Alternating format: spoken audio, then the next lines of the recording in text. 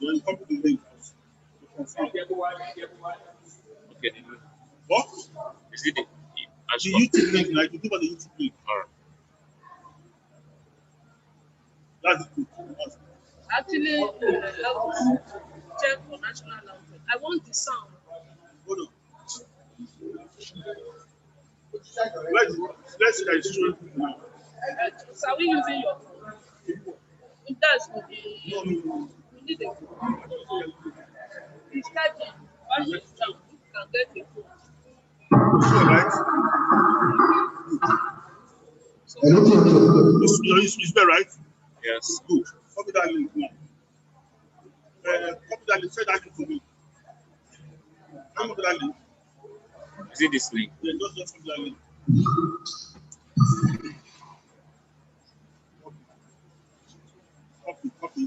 Copy. Send to the email address or any email address. Or can you send to phone? It's not possible. No, I can't send. Oh, yeah. Your email address. Kenny. Okay. Oh, EZXPO X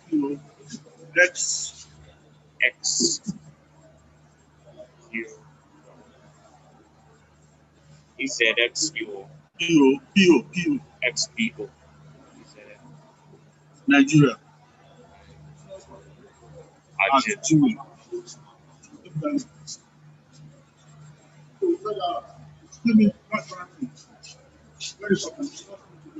EZXPO So we need a device. The phone is connected. Correct. I thought you can put your phone. Acep. It's charging. The battery is low. Let's go from there. Look at the new thing. Correct and go. Yes, sir. So that we I've can sent get the link. please play the national anthem. Let's see whether it will go. Search for the file national anthem. National anthem. National anthem. You have done it Then before, you right? Yes. Good. And that's good. Now you are paying much more experience. You use your voice. it's learning. But Have you played it? if we're Make going to it try to use, look if for we're that. going to use the microphone on the server, it's going to interfere. If we're going to be playing both sounds from So here, what do we do? maybe we should use a different device to connect to now. So one want to play any song or anything. Now where is the device? Yeah. You can plug your, as your phone is down, you can just be playing national anthem. From where? Your phone. From my phone. Your phone can still be charging as you play the national Yeah, anthem. whatever it is. Yes. And then, but will the national anthem play out? You get. Yeah.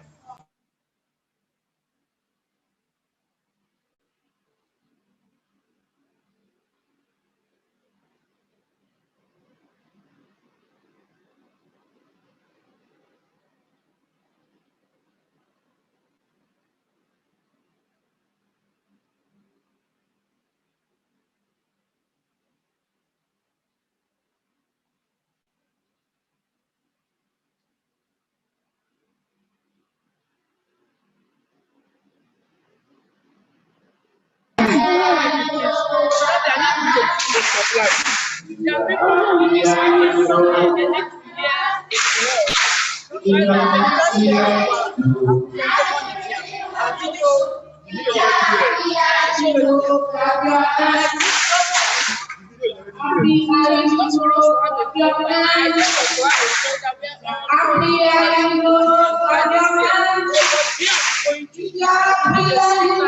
While the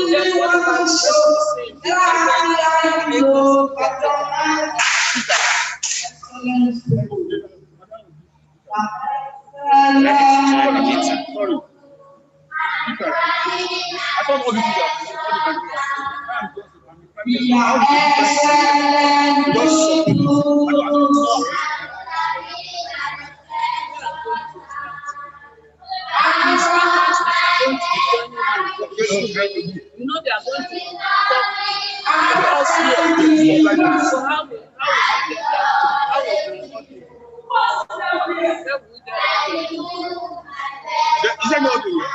get that?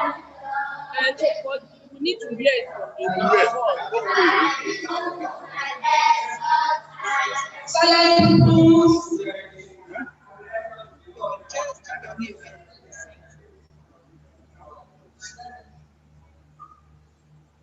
What's the meeting passcode?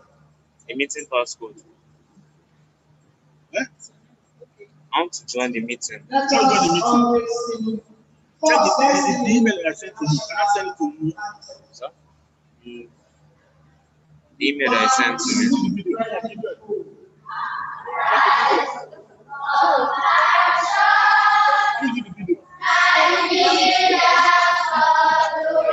Send the video. You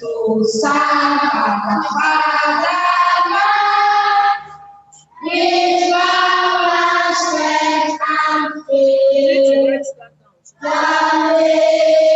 down. We need to connect to this so I can see.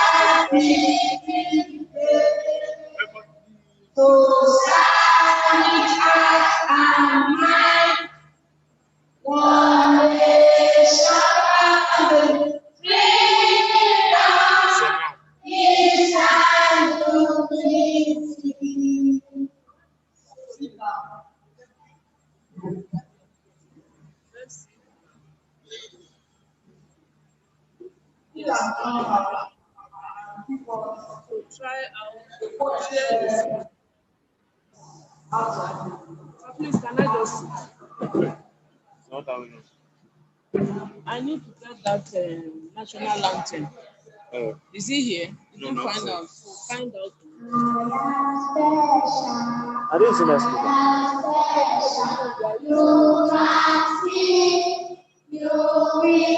What that was about.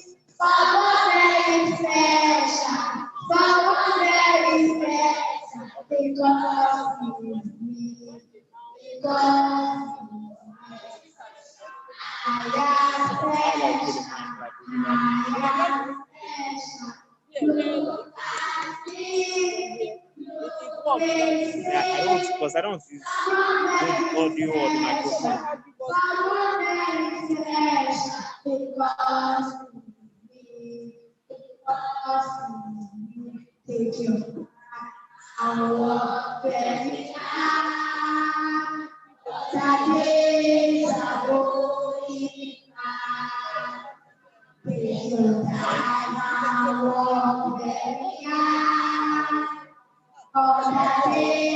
What about the people? Buses are drive. Buses are drive.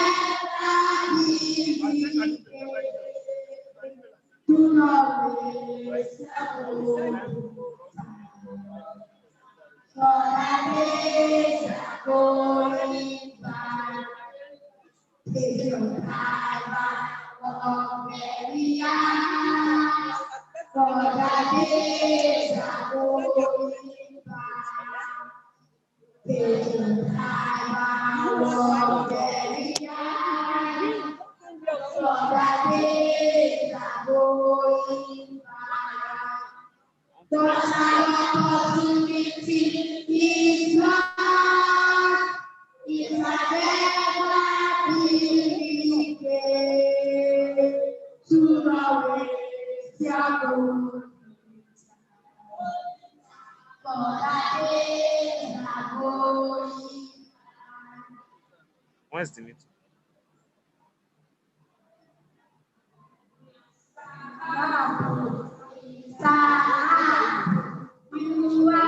The meeting. The meeting. Check an email from this subject. Their presentation are inside the email.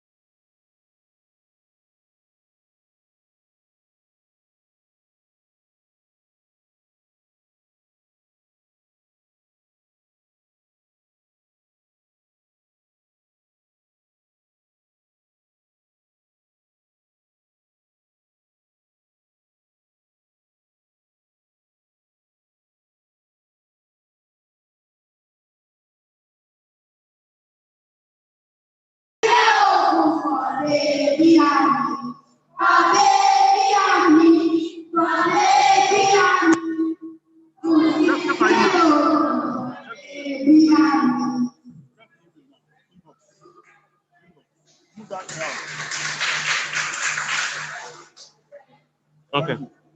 Download this. Download that video. Download that video. That video.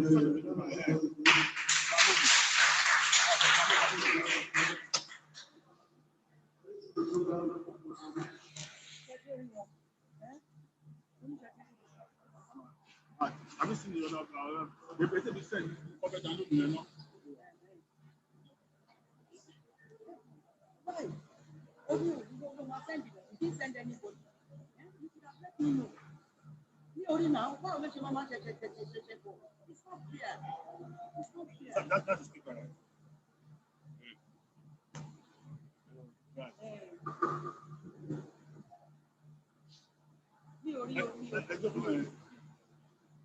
Come here, download here. Yeah. Download. Go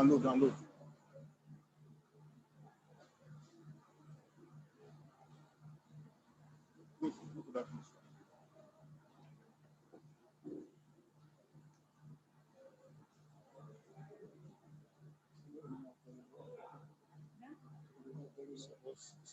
Okay. Come on, follow me. Maybe level am I very. What I do? It's downloading. That's what I'm looking at. You download it. Yes. When it's going to download, then why look for the other files? The other which files? Please let them download my phone as well. Let them download mine. Everyone can download video. Video, yeah, that video is very important. Otherwise, you start to download down video and see there. Any day you come up and say you come up and download it. Of course. You can't download and see. Otherwise, you. Go better, my change. So, sorry. Is he talking? Check the download.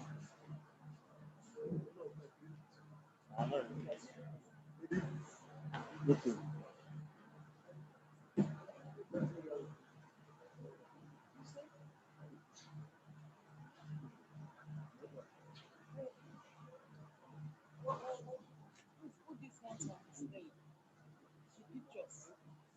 Okay.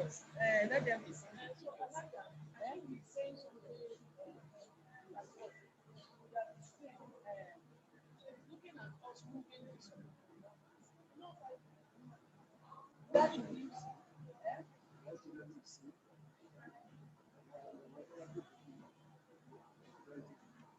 What about you?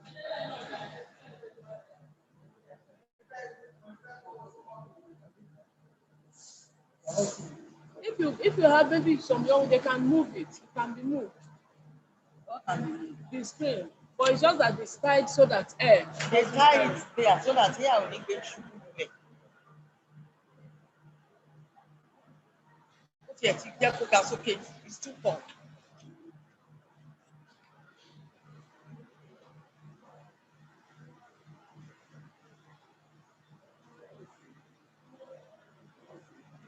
You have a folder where you have all the class, all the presentation. You see, I like also just put everything that we are going to use. There's only one file I've got. Only one file. So check this. See all this presentation.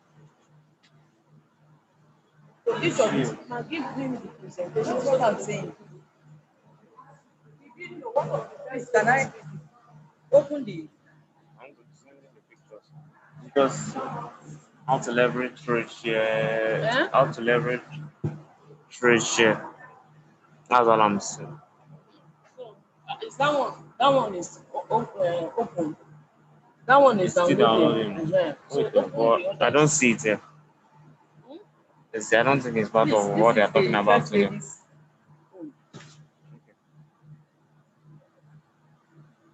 So it's in your drive. It's in your drive. So open her Google Drive. Or let me send it through mail. Okay. Maybe it didn't open. maybe send that system to mail and open it here. That link, open the link now. Send it to this one. You understand what I'm saying? What's it? What?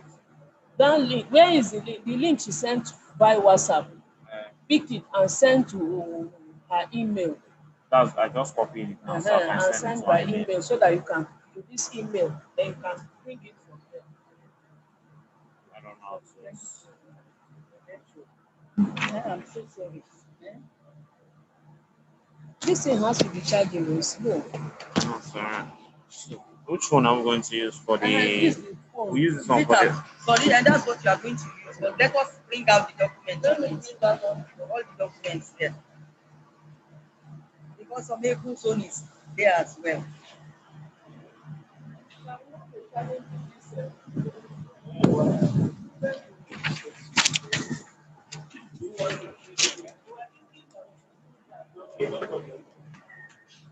Who's speaking first? Are we expecting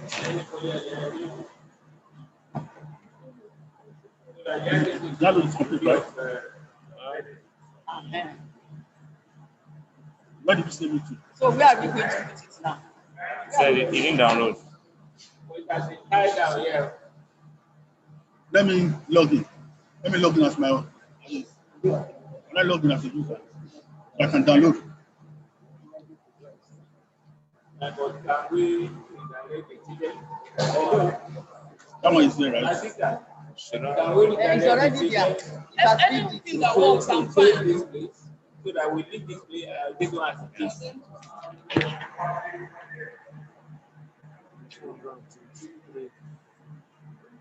Hello, children. I have the video file. Hello. Can you see this board? You can see it is visible. Can you check on April Gmail? Can I check Professor Meku, our presentation is here. Okay. Is that right? Can I log in? You can download from my place. Okay. Because you are not here, right? Yeah, well, the meeting is going on. Should I end it? Right here, right? Yes.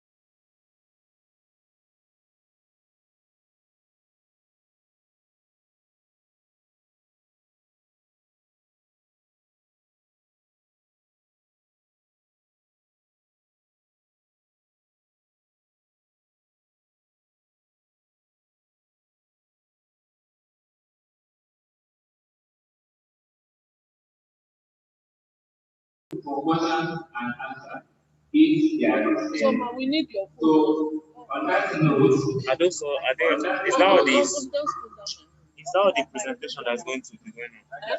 Are those three, are they the only things now?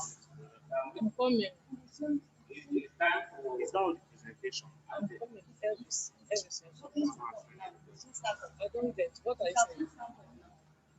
What are we? That's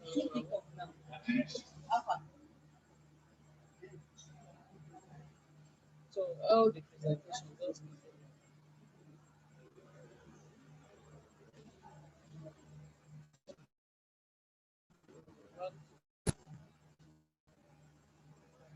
Yeah. this one is host now. Check. It's also not very good. So So we're about to start. you have to so you are host now, right? Yes. You can assign. No, it shouldn't be.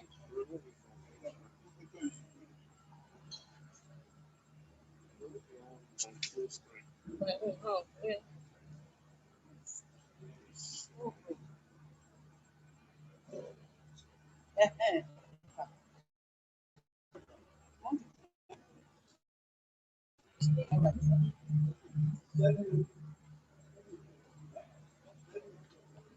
So where is the first lady speak? Is that one ready? Yes. Yeah? We're not playing any song. It's a national anthem. Are we going to play? We'll play When? share when it is time. When it is When is time? Is it before or after first lady? Where is your picture? Oh, yeah, take. Where's the clock? Yes, We have been doing Okay, it. sorry then. Sorry, I didn't know. But if there's anybody you particularly want to be spotlighted at the time, you can be here and here. hello, hello, Picture. are we ready? Pictures. We are ready. That's the picture. Okay, now, the students Picture. is the for medical She diamond. said picture. which picture now? I just said picture. And there are there, Some are in the class. And there are no pictures. Yes, and everybody. Okay, now we are going to start by singing our national anthem. So what you do is that the person that is talking per time, you can come and do the cafe. You know, so each of them. We need system. Explain. The person that's talking for time. sọ́dọ̀ télọ̀ yẹn Yeah, so òtún sọ́dọ̀ télọ̀ yẹn títí tàbí yà sọ́dọ̀ yẹn fún go straight down níbi tàbádé yẹn. because that's the But my presentation is already here. Primary health center ṣá What's up? akọ́kà Did you send it? primary I health sent center it now. next building. Okay, this is yours. So that's This what is it. you share screen. All right, when it's time. When it's time. Yes, I know. So for now, we want to sign this one to Zoom. Bring it. What we to Zoom? So is this one's audio? Huh? Is this one's audio? So audio is here.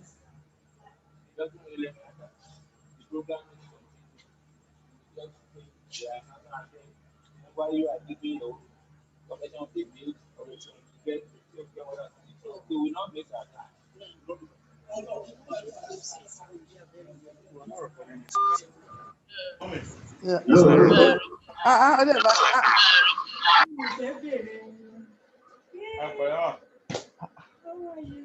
Báwo la ṣe ṣètò ara rẹ̀?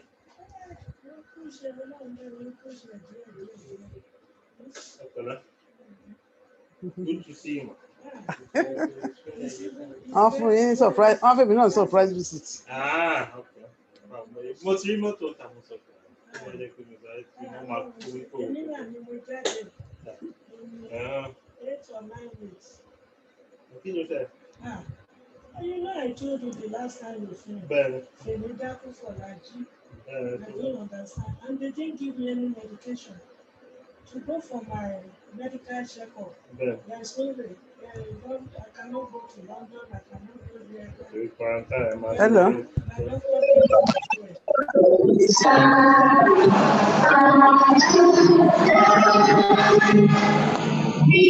go.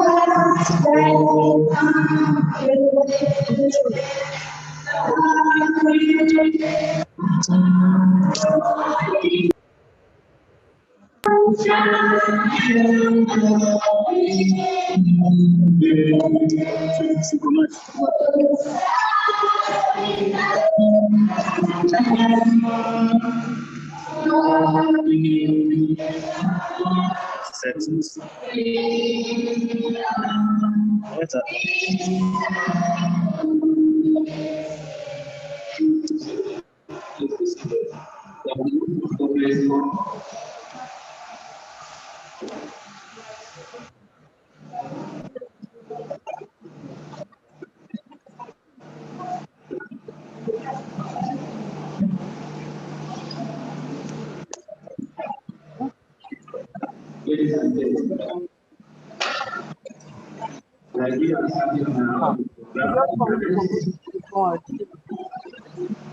Hot water, you're correct.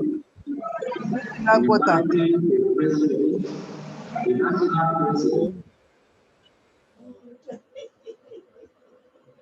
Thank God. Dókítà yẹn, ó ti try gbogbo bẹ́ẹ̀ ṣe ó ti ṣe kìíní.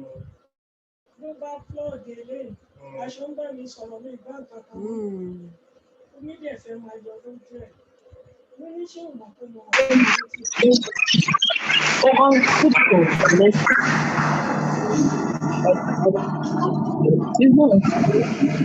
This battery is really down and I'm traveling.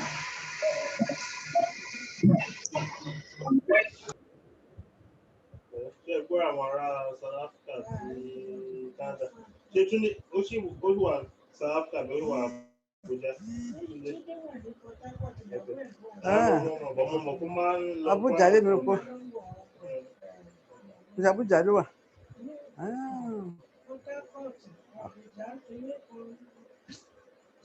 Láti di chairman bẹ́ẹ̀ sí. Ọjọ́ bẹ́ẹ̀. Manager. Oh! Wow.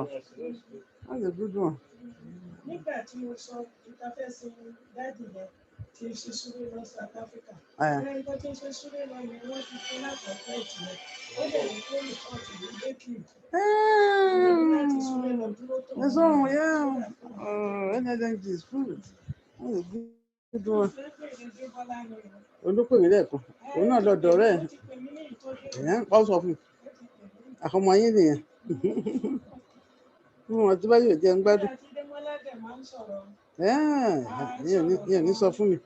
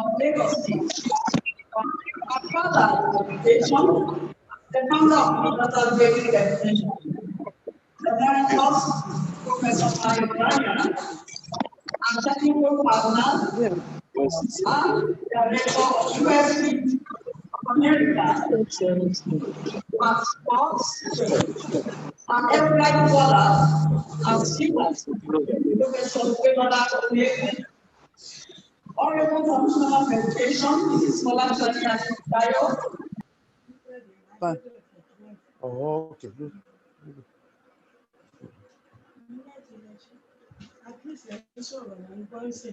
Bẹ́ẹ̀ni.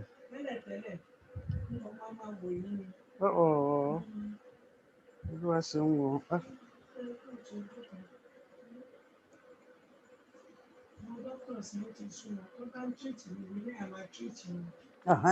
Ìtẹ̀yìn ẹ̀ tí stop.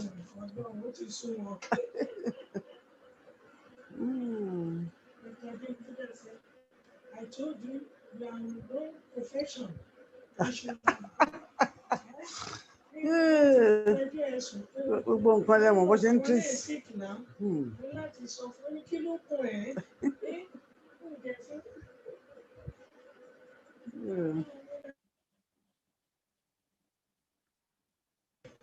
gbogbo ọ̀rẹ́ yín dókítà yẹn gbogbo treatment ọ̀rẹ́ yín dókítà máa ń kí lórúkọ awó ṣe kíní kan yẹn. Bringing all three to the tree in education together to give qualitative presentation to our teachers and stakeholders in education. In light of COVID-19 crisis, associations around the world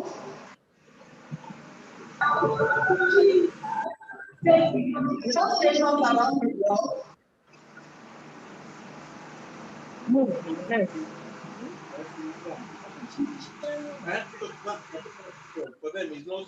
on now, Edman. Slide it.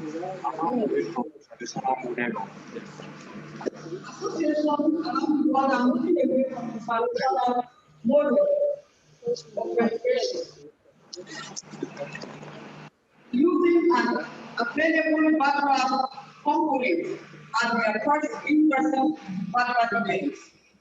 Trying to launch a background expo, background training, conference and background room fair. The way the public and private sectors are approaching now it's like trying to boil ocean. The Association for Child Education Practitioners of Nigeria rolling out the Acep private expo collaborative network as part of a global response network reservation in Nigeria. Why Acep mutual collaborative network? According to KBO, a digital collaboration champion, a lot of people think when they own a website, they can digitally transform their business. When people claim their website, what I say to them is that when you have a website, you are basically a cheap box legacy. When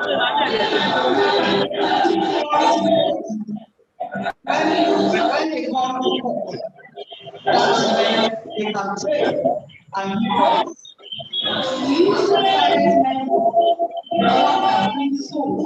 And business organizations together to platform, connect, and collaborate and stakeholders have access to share knowledge and multiple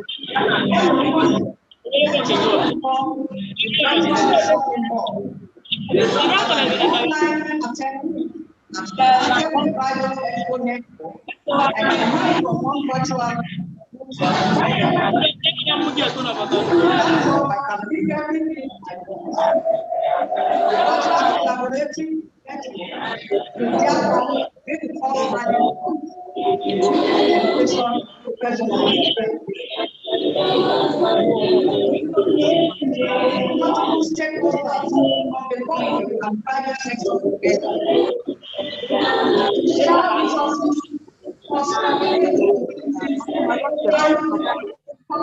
in one single purpose.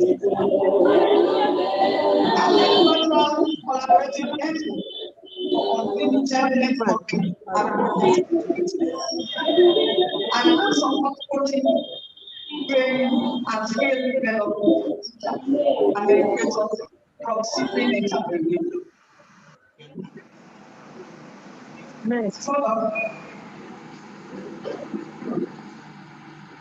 I will connect schools. It will connect schools to business.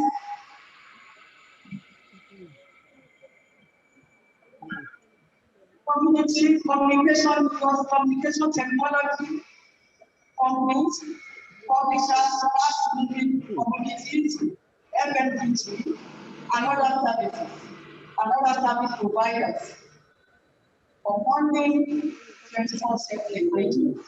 and continuing collaboration at every event. Collaboration by CBK, a lot of programs and skills put together. It is what the network able to focus. And at the end of the day, program for the children and the health sector, the financial literacy conference, and everything will be included in this. As we may know, first want to network, connect, and collaborate with schools, but don't know how. It will help schools leverage the next generation learning and abilities and awareness to be blended computer-based and enriched. It will help stakeholders in forming a private space, their products and services, and commercial benefits for every market qualified, then higher optimization, ranking, and additional new sales. As we launch Acep Direct Expo Network today, we are rolling out the Amazon and the Netflix model for school partner training and conference. Stay safe and go virtual. Very good.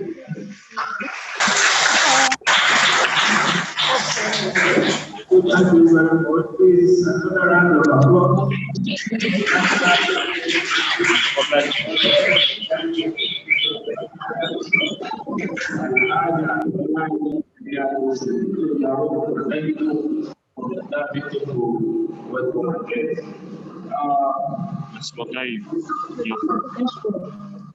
I now the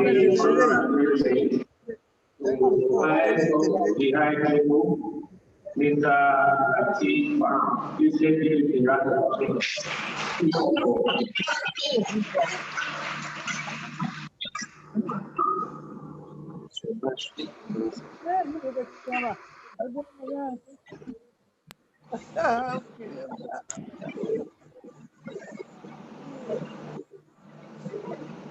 What is it? They allowed spam.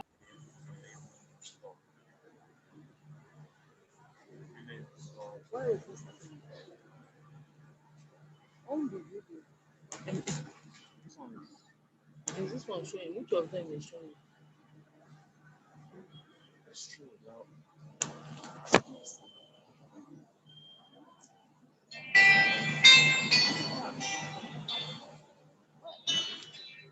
They are not able to see the screen. They are not seeing the screen. Hello. Hello.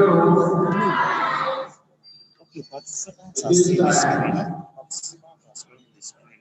To listen to the opening address. Participants are seeing it. Also, I'm not seeing it. Participants are seeing it. So they give it by Our Excellency, Ambassador Dr. Mrs. Umake Abrazak, First Lady, Kwara State. Please let me give a round of applause.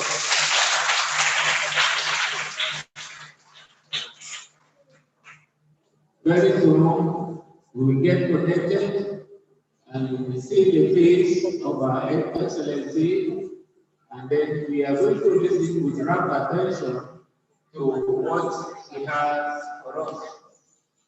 So we are still waiting to connect with our Excellency, and as soon as the one is possible, we will avail online on this.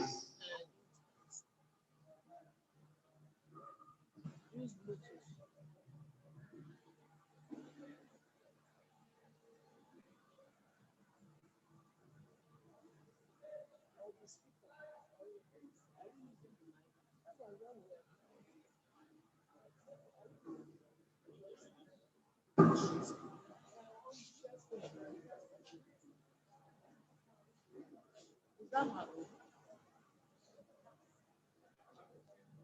You have to go to the email.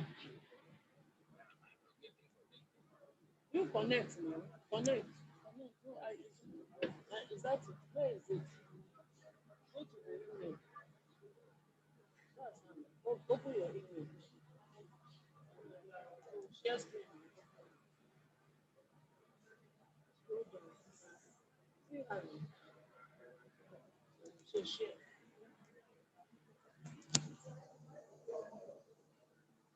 So volume. Please.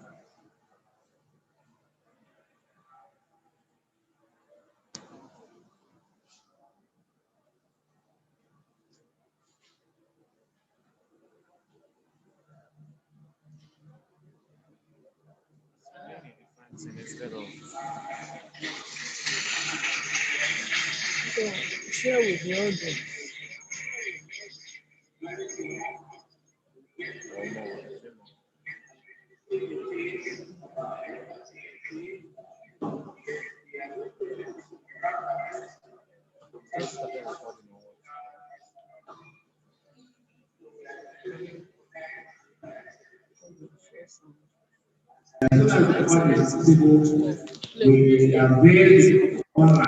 It is a pleasure for me to be part of this event put together by the Association for Childhood Education Practitioners with the enviable purpose of encouraging the interest of online and physical participation of teachers, parents, and guardians in the learning and development of our children.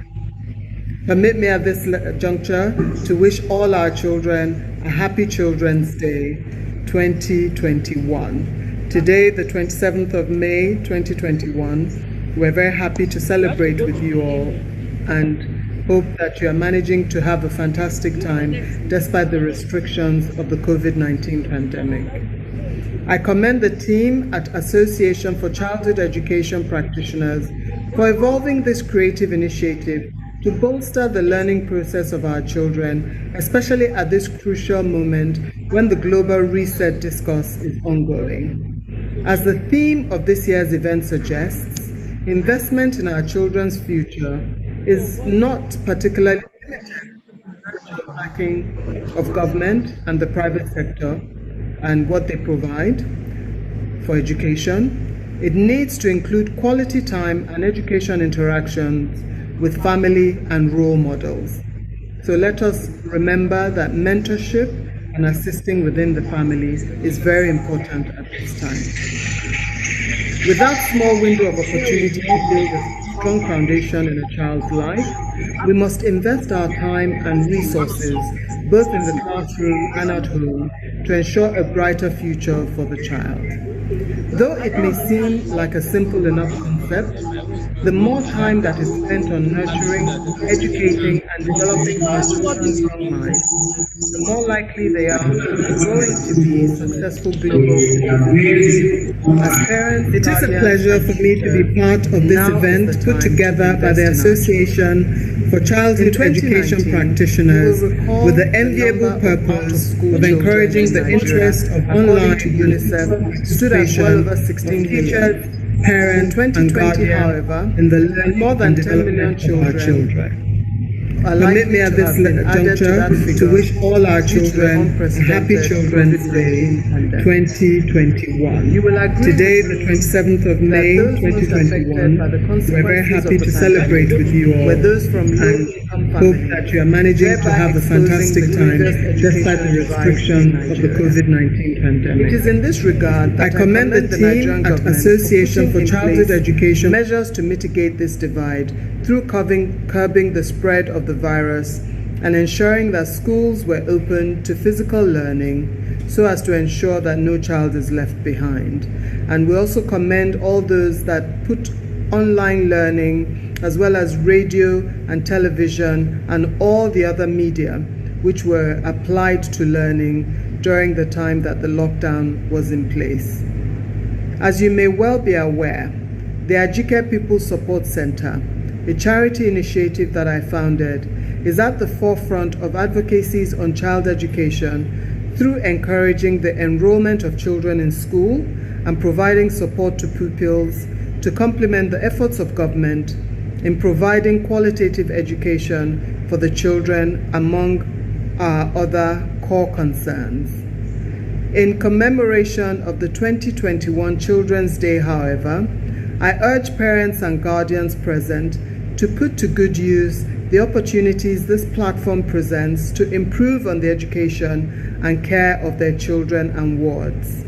I equally enjoin government, private sector, and public-spirited individuals to support this lofty initiative so as to create a better future for the children. It is my sincere belief that the outcome of what is started here today will stand as an unequivocal agreement amongst key stakeholders to work together in providing quality, holistic care and education to our children today and in the future. So that is why I wish you fruitful deliberation today in all the activities that will go on online for this period that this has been put together. I'm sure there will be very, very lofty ideas brought forward due to the experts and all the people that will be speaking. I enjoin everybody to listen carefully and try and imbibe as much as they can from this online platform, and to do all the things that are being suggested in order to make sure that our children enjoy better when it comes to education. I wish you all fruitful deliberation, and once again, Happy Children's Day 2021.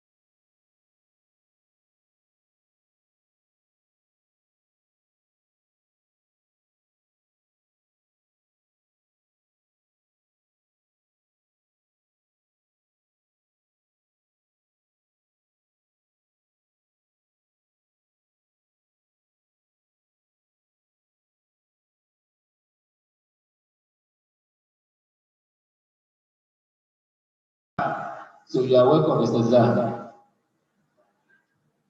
Excellencies, the first ladies of Kwara State and Lagos State, the founder of UBE, Dr. Parabaya, our local and international partners, our elder scholars, our Honorable Commissioner of Education, teachers, and dear pupils, you're welcome to the Acep program for Children's Day 2021-27 May.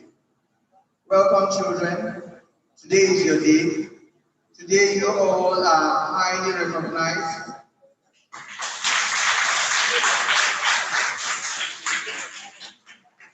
We recognize the role that education plays in our lives daily, and we recognize the role of the Babajide Sanwo-Olu government in education presently.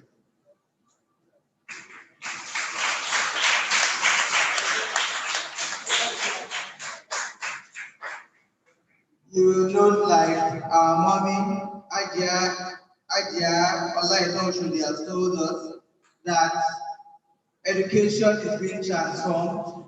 Education is no longer going to be the same way it has always been. It is being transformed from the formal to the highly technical.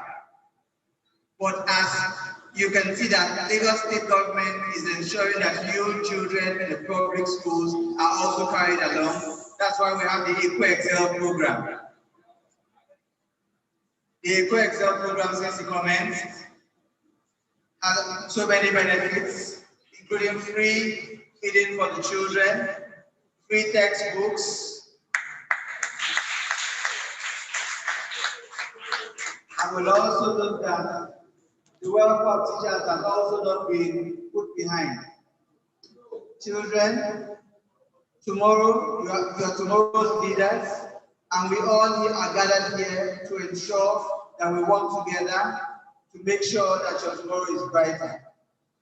We encourage you to study hard, to ensure that you turn out to be the best tomorrow. Our daddy here knew me when I just got my job. He was still in service then. And when he was telling me of former Education Secretary Elijah, I reminded him that, oh, that was when I recognized him and I knew him. So you can see tomorrow, you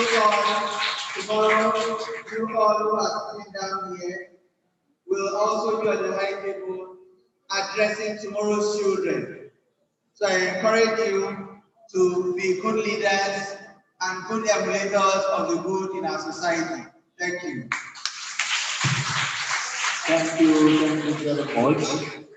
I think if the executive is here, wouldn't have done more than what you have done. So it is to round of applause for him again. So this is very good. Thank you very much. Now, while we are still waiting for the good message from my excellency, I think we will still continue with the program.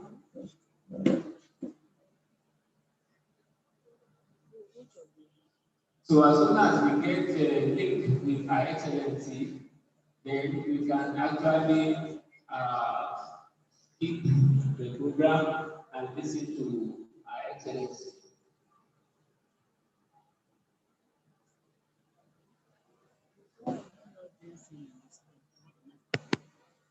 It's okay. It's not showing. It's showing. With the network. Hello. Yes, I understand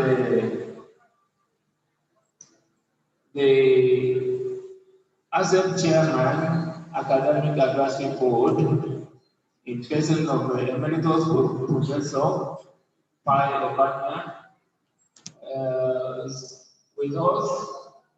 He has been in the Zoom, so maybe perhaps while we are still waiting for answering this, we will try as much as possible to link up with Professor Pai Obanya to give us the keynote address. Investing in our future means investing in our future. I think I have explained that the other time. I said, once you invest in our children, we are eventually investing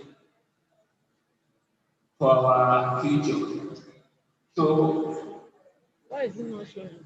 Are we on with Professor Fire? Yeah. I'm ready. Can you hear me? It's showing. Can you hear me? Put the microphone under. I want us to listen to all these keynote addresses, and then Can you hear me? I'll do the message before we go into the business of the day, which will be given by our guest speakers. Yes, I can hear you. You can hear me? Yes. So I can go ahead. Yes, Okay. Well, Mr. Chairman, ladies and gentlemen, Ladies and gentlemen, I think we have as they say in Nigeria, I stand on existing protocol, but not without us acknowledging Acep and Haji Shodi for this initiative, and also congratulating my dear children on today's ceremonies. Let me, in a few minutes, go down to what you call basic education, because we're dealing with early childhood. And I'm going to emphasize what is basic about basic education. And I'm going to do so in answering 5 questions. Question number 1, what is education? Ladies and gentlemen, education is not to be equated with mere schooling. It is a process that goes on through one's life, and is a process of awakening and nurturing our potentials, whatever abilities that are innate with us and the ones we need to survive. We try to awaken this in the young person and nurture it throughout life. And as I was saying, it is not to be confused with mere schooling, because it passes through 4 interrelated routes, education. There is incidental education. As people are trying to set up the technical facilities for this meeting, they've learned a few lessons through the incident.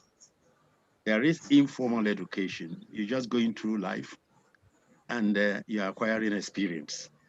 And there is the non-formal education pattern, when you organize people, but outside the school system with the syllabuses and the examinations and so forth.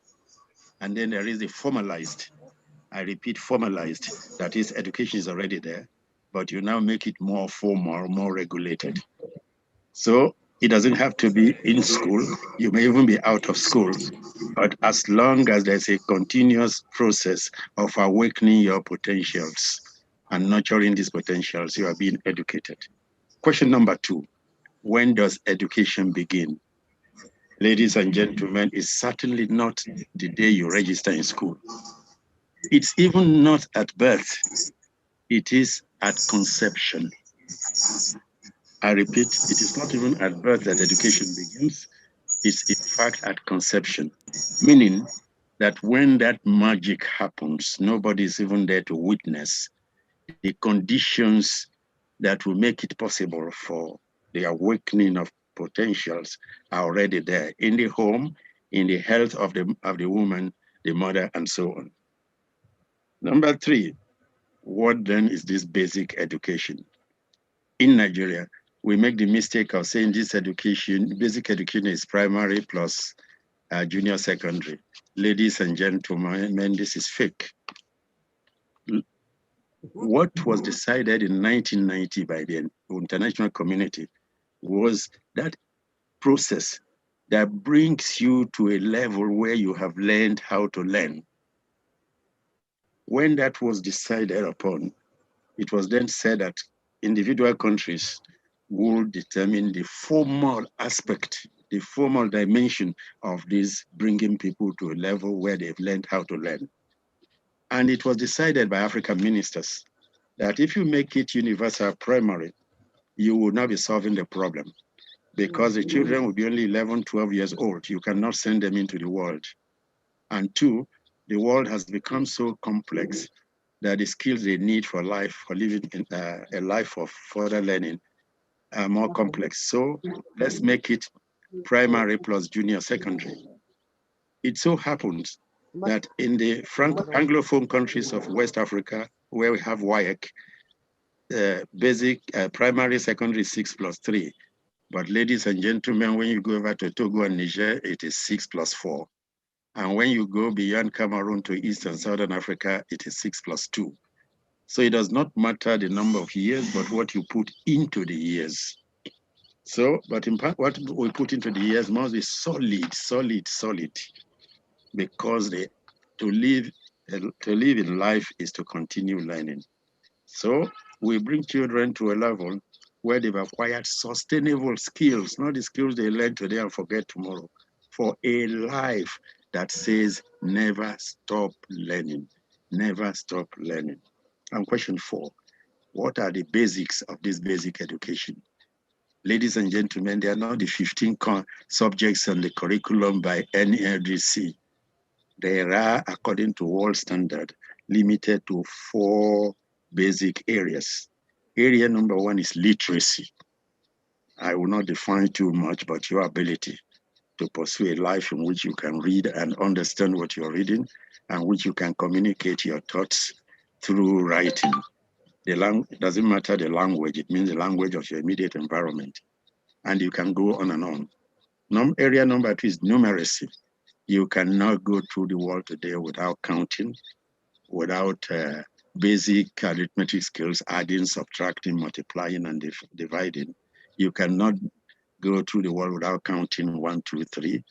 And sometimes, in most cases, people just put drawings here and there, and you are supposed to use drawings to know to move forward or to move backward or to go upwards or to go round.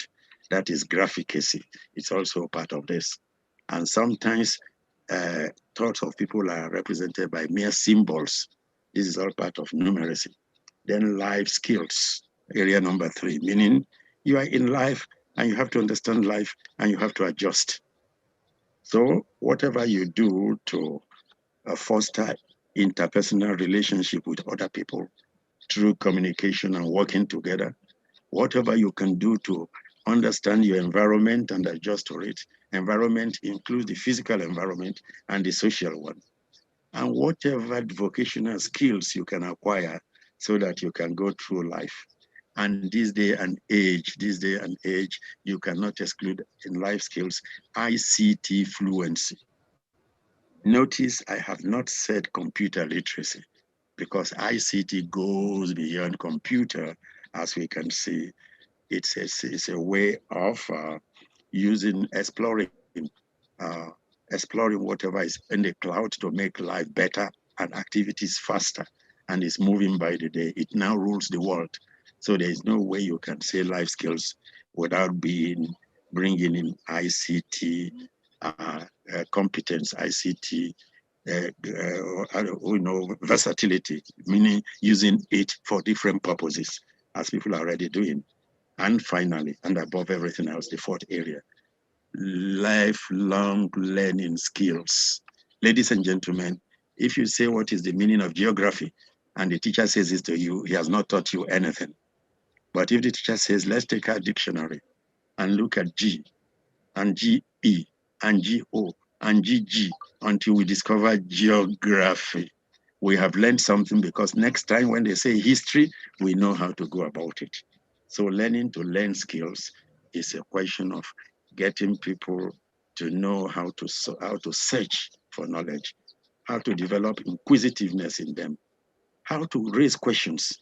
When somebody says this is that, you can also say, what if I do it this way? And if you do this, you'll be able to follow through a life where, especially today's life, where creative thinking is the order of the day. And question number 5, perhaps the most important one.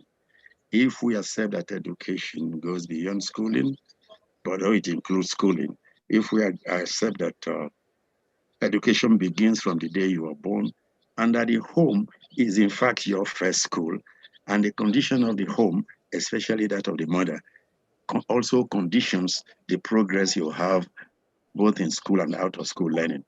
And that for you to lay a solid foundation for this, beginning from the early years, you promote literacy, numeracy, life skills, and most important, life learning skills. But then how, since we are professionals, how do we inculcate, build on all these skills, especially in early childhood? I'm proposing from experience 8 major principles. One is you can note non-restrictive learning environment. In other words, when we say the classroom is the only place we are being restrictive, in life we learn both in and out of school. So in early life, childhood and basic education level, let's expose the child for both in class, to both in class and out of class. I mean life learning experiences. Two, and a fully integrated curriculum. What do I mean by that?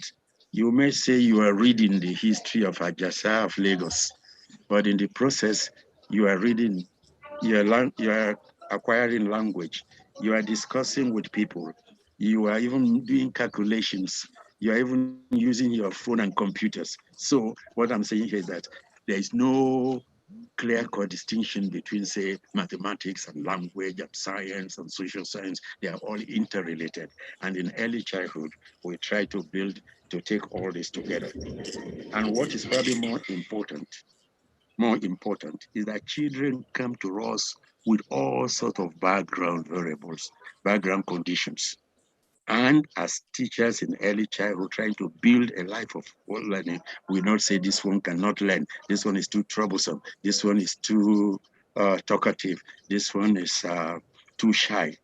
We go down to the level of each child and try to bring that child up from that level by solving, by addressing the problems they may be facing. This child could be the last child in the family, spoiled, or the only boy in the family, also spoiled, or from homes where there are no books and no language and no, the mother is not available, and so certain things have not been done. So each child comes to you with some handicap. Not all of them are visible. And for us to help each child to learn, we must offer psychosocial support to each child. And probably still very important, most of us teachers think our work is telling. It is not telling, it is guiding. You stand there, Lagos is the commercial capital of Nigeria, you are telling. But if you were to lead your children to compare Lagos with some other far off places and they discover the differences before you talk commercial, you'll be guiding them. And what this means is that you minimize frontal teaching. Frontal teaching is when you sit by the high table and deliver a lecture through the microphone. But if you want to lay a solid foundation, you remember when you are talking from the high table, many are sleeping, many are doing other things. But teaching as guiding, meaning work is going on and you're working with the children, and this work will be both mental and physical. And when you do this, you are helping children grow. And because you're not doing frontal teaching, you minimize teacher talk and you maximize student participation. And their participation could be all sorts of interaction, and not just one way between teacher and people, but among people, between people and people, between teacher and people, and so on, multi-directional. And it will be interactive, meaning no one is wrong if each person learns from the other. But what we should emphasize is number 7, and that is examinations should die. And for examinations to die, we must have assessment. Examination says he has failed, he has passed. And when you fail, you are forgotten. So we are not guiding you any further. But assessment means this is the performance, but the performance is determined by conditions A, B, C. And for us to erase that performance, let's take care of those prevailing conditions. That is assessment, meaning that a fault for non-performance may not come from the child. It may come from the home, it may come from the teacher, it may come from the environment, it may come from what you're trying to learn. And above all, whatever we're doing, let's not forget that the home is the first school, and education in school, early childhood should also collaborate with the home as much as possible. In more developed societies, you develop the home so that you get develop the children. And I think Nigeria should pay attention to that. And my question number 6, I'm rounding up. If we follow up this way, what do we stand to gain? What we first to gain first is that for you, the teacher, the task becomes joyful. because when you see results, you are happy. Every teacher who believes in examinations gets discouraged because you mean in spite of everything I've been saying to these people, see what they are writing. But where teaching is not telling, not mere telling, but systematic guiding, you find that in the end you rejoice. So these children have improved. Because of that also, you are not holding a cane. You are not standing up there and dictating notes. Learning itself becomes delightful. And because it is joy and it's delightful, no child is pushed aside, meaning you go and sit there, you don't know anything. And no child is left behind, meaning you are, the colleagues are in that level, he's in that level. And remember, the world standard today, the world dictum is no child is left behind. But I've added no child is also pushed aside, because sometimes leaving behind begins with pushing aside. I will conclude by saying that we learn to live and we live to learn. So let's lay a solid foundation. An early childhood through a solid foundation for lifelong learning, as I just said, is the key. And this, what I've been saying, laying this solid foundation in early childhood, going the way I have suggested, is in fact the surest way of investing in the future, in our future, by genuinely investing in our children. Thank you very much.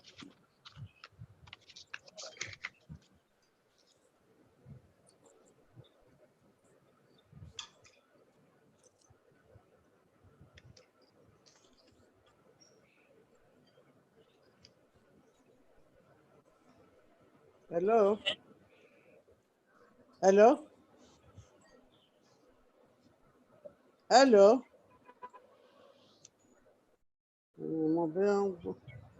Are you talking to me? Hello?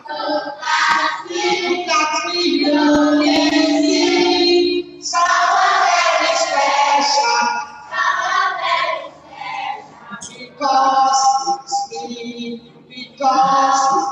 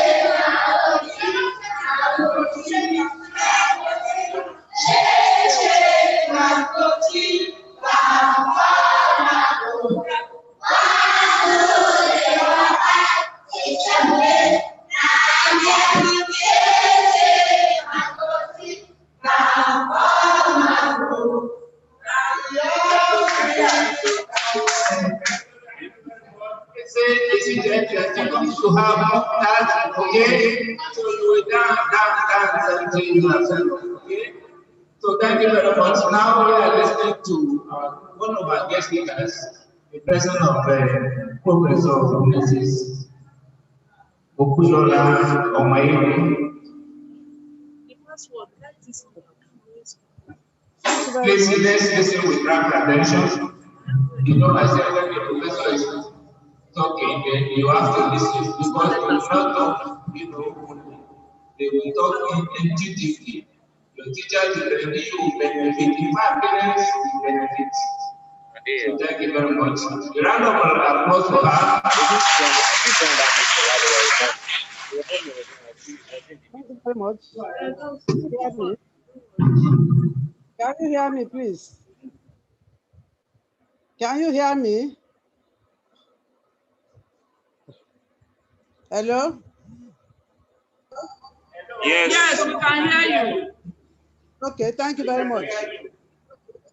Okay, let me say congratulations to the organizers of today's program. Happy Children's Day to our children, our wonderful children. On that note, Her Excellency, I wish to acknowledge your presence, all distinguished guests, our chairman for Acep. Good day to everybody. I want to acknowledge the important role played by Elijah Oshodi in putting this program together.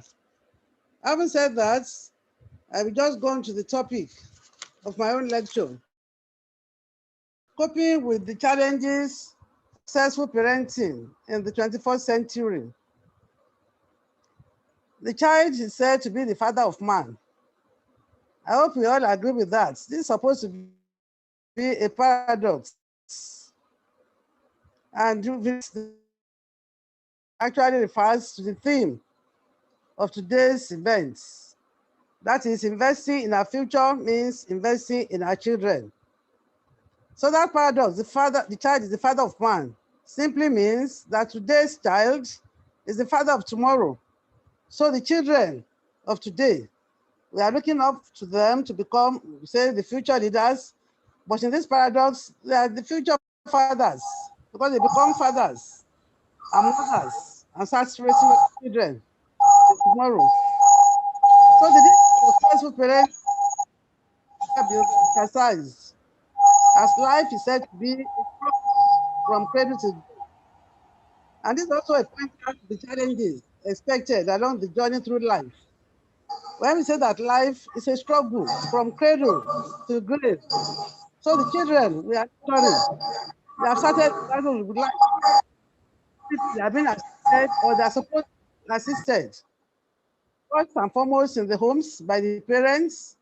They are supposed to be the first environment of the child.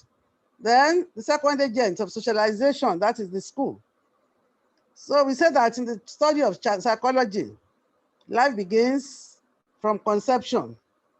And so when we look at the study of psychology, which means the scientific study of human behavior, we look at the child in the society, right from conception. So that's when life begins.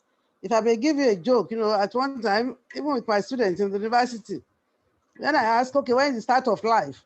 Some will tell you when the child is born. It's when they see the child. But that's not the beginning of life. As soon as conception takes place, life begins. And so educational psychology talks about the child growing from one stage to the other, even in the womb, from conception. And when the child is born, then we begin to look at development of the child. So we look at every factor that affects the child's growth and development, right from conception. We talk about the heredity of the child. And heredity refers to the transference of genetic traits, hereditary traits, from parents to the offspring. Again, this happens at conception. So the parents have no say about this, nor the child. So whatever the child turns out to be in future, we should know that it is not the business of that child, it is not the fault, nor his responsibility. But as a result of genetic traits, he or she has inherited from the parents. So apart from the heredity, we talk about the environment of the child affecting the growth and development.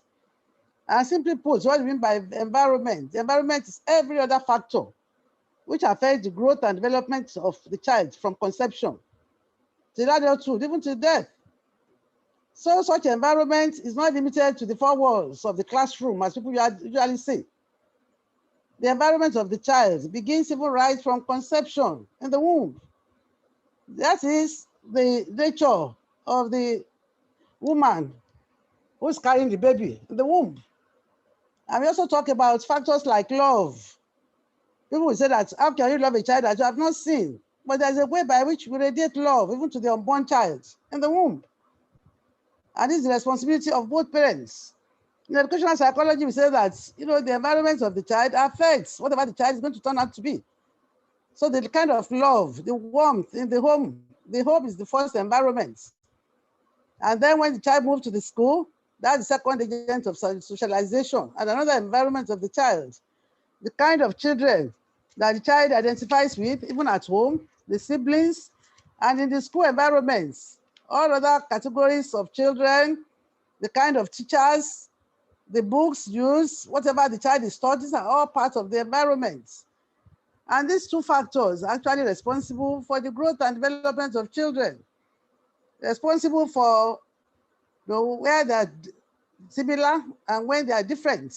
We talk about nature and nurture. This is when we are referring to heredity and environment. So when we look at the concept of education, because the topic is coping with the challenges of successful parenting in the 21st century, the study of the child itself comes up the educational psychology. And educational steps responsible. And the first aspect is the growth and development, which I've been talking about. Then the second aspect is human learning. How does the child learn when the child begins schooling? Then the third aspect is the measurement and evaluation, or what some people refer to as tests and measurements. The tests and measurements, human learning will come up under education. What is education itself? We say it's the process of providing information to an inexperienced person to help him or her develop physically, mentally, socially, emotionally, spiritually, politically, and economically.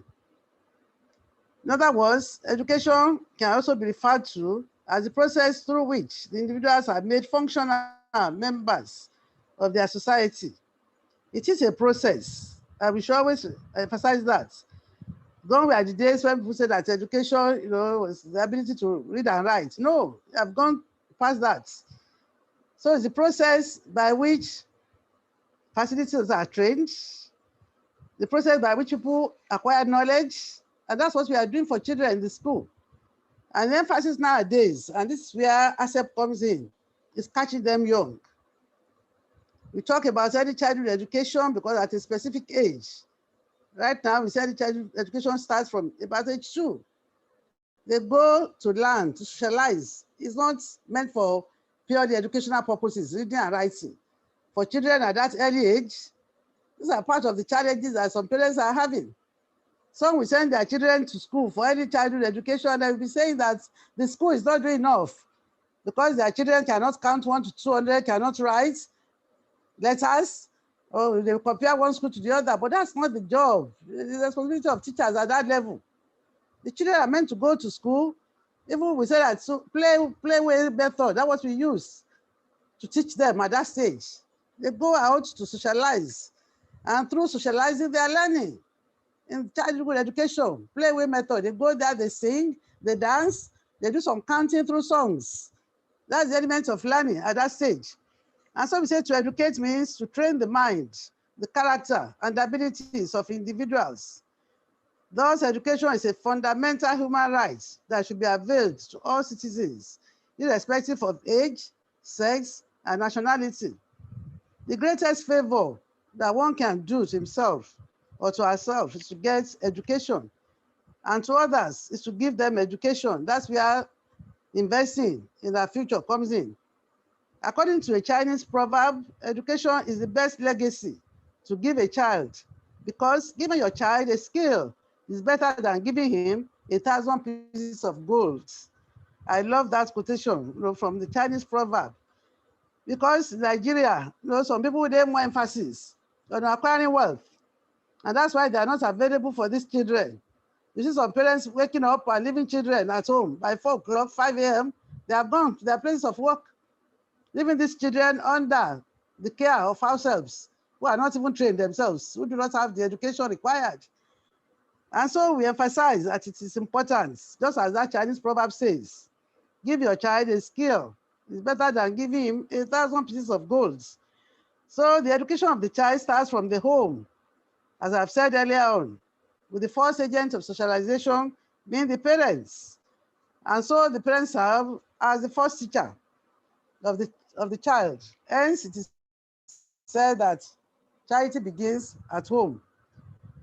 Now, the demands of successful parenting in the 21st century. I will look at the charts I put in my write-up and go through it very briefly.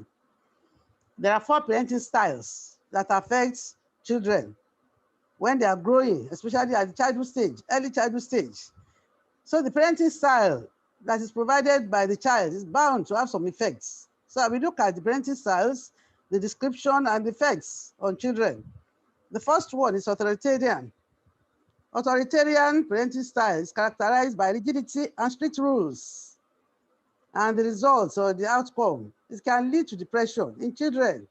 When a child lives under rigid control, strict rules, he cannot move or do anything by his own creativity or his own idea. Then the child, eventually, when he sees the other children around him or her, they'll become depressed because he's not allowed to make use of his or her initiative.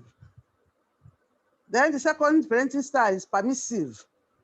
Permissive style is characterized by indulgence and no limit setting. Such a parent indulges the child, no limit setting. The child can do whatever he wants. In other words, the child can jump from table to to the floor. Once the child says, "Oh, mommy, I want to do this." "Oh, go and do it." "I want to go out with my friend." "Oh, you can go ahead." "I want to do that." "Oh, you are free, go ahead." That is being permissive. And this can lead to poor impulse control. The child doesn't have any limits, so no control. He's free to do whatever he wants to do. And the third parenting style is indifference. This is characterized by neglect and lack of involvement. There's a slight difference between permissiveness and indifference. When a parent is being indifferent, he doesn't really mind whether the child goes out or he stays home, whether the child is learning, is not learning, whether the child is playing with the toys or he's not even concerned about anything. He's indifferent about it. Doesn't really matter. This is not the best for our children. And so if we want to cope with the challenges of the 21st century, parents have to be alive to their responsibilities. We should be involved in the care of these children. Whatever they do, we should have to be involved. We have to be involved. Get yourself involved. And parents have to be informed about it. They did the enlightenment so that they will know their responsibility and be up and doing to make sure that the children under their care, given them by God, they're not shortchanged. I used to tell parents that you are the caregiver because you have asked for these children. So you have to be alive to your responsibility. And the fourth parenting style is reciprocal. Reciprocal parenting style refers to or is characterized by shared decision making. Shared decision making, even as young as they are in early childhood stage, you're able to let them talk to you as parents, show interest in their day-to-day activities. They have been sent to play groups to go and play. Yeah, when they come back, what exactly happened today? So it should be characterized by shared decision making, and the results, the sense of self-reliance. The child grows up to have sense to become self-reliant. He can take some initiatives. He's allowed to grow and to grow well. In general, it is said that experimental studies have indicated that the most effective parenting style involves consistency and reward for good behavior and punishments for undesirable behavior, both of which should occur within the context of a warm and loving environment. If the child grows up to know love, then the child will show love to other people. It's the environment. But if the child sees the management of the parents as being undesirable, as being a kind of punishment, the child will develop to be strict and unloving to everybody around him or her because he believes that's what is expected of him. And so we look at, after considering the different parenting styles, the stages in growth and development. Our emphasis today is really on early childhood education, but there are some stages in educational psychology that the children have to go through before they become adults. And this calls for some challenges for parents who are supposed to bring them up, to make them become responsible adults in future. The first stage is the neonate period, from birth to 2 weeks, when the child is completely dependent on the caregiver or the parents or the mother. Then infancy period, that's from 2 weeks to age 1, when the child is still learning to do things, by looking at the parent or the caregiver, he still needs help, even at that stage. Then the early childhood stage, from that age 1 to 3, 4. At this stage, we encourage parents to allow their children to move out. But at that stage, the child begins to refuse being babied. That come to that stage, by age 2, he wants to do things himself or herself. And the child that is allowed to grow, to learn to do things himself, becomes self-reliant. So there is need for children to go from their home to the school for early childhood education, to go and play. We encourage the use of play method, which I've talked about. After the early childhood stage is the later childhood, which is the primary school education. And after that, the child grows into adolescence, which is a problematic area. That's why I mentioned that. I highlighted this in my paper. Because we said that when the foundation is badly laid, it's poor, what can the righteous do? In early childhood education, that's where we provide the foundation for the future development of the child. And so the parents have a lot of work to do. Now, I cannot really go into detail. After adolescence, the next stage is the adulthood. But adolescent stage gives rise to a lot of problems. Parents will start wondering why the child is going haywire at that stage. It's what has happened, what we have planted into the child in the early childhood stage. And that's why we are advocating that, okay, to cope with the challenges of parenting, successful parenting in the 21st century, parents should learn to do it right with their children. And the problem areas are highlighted that we need to cope with. Number 1 is the education of the child. The education should start, we have said, it's not just reading and writing. It's imparting knowledge, skills, and acquisition, making use of their initiative. From that age, we can encourage children to maximize their potentials.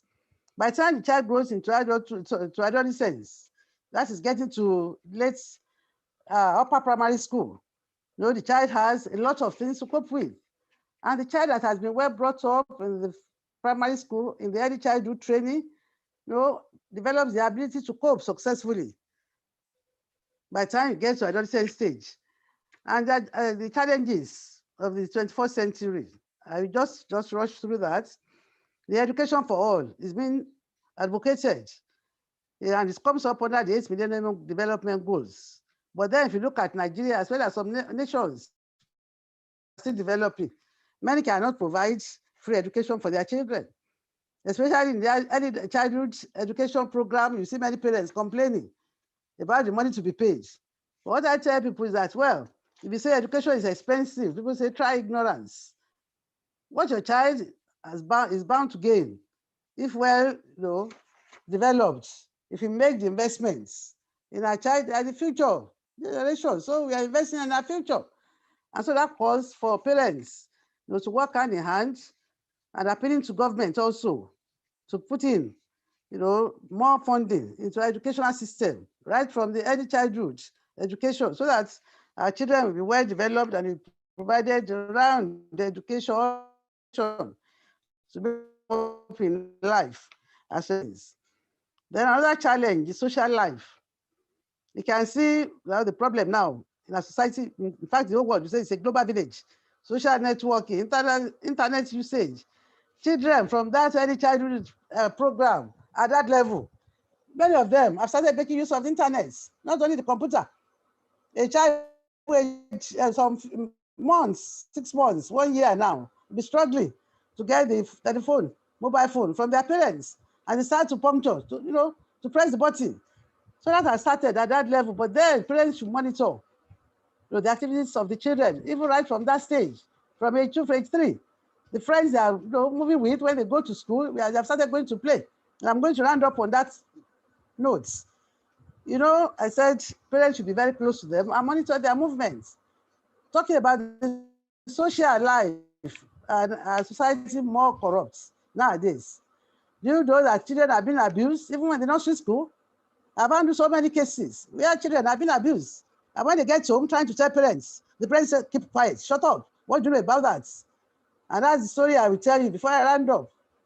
I was invited to a school, to handle their problems, social problems, nursery school.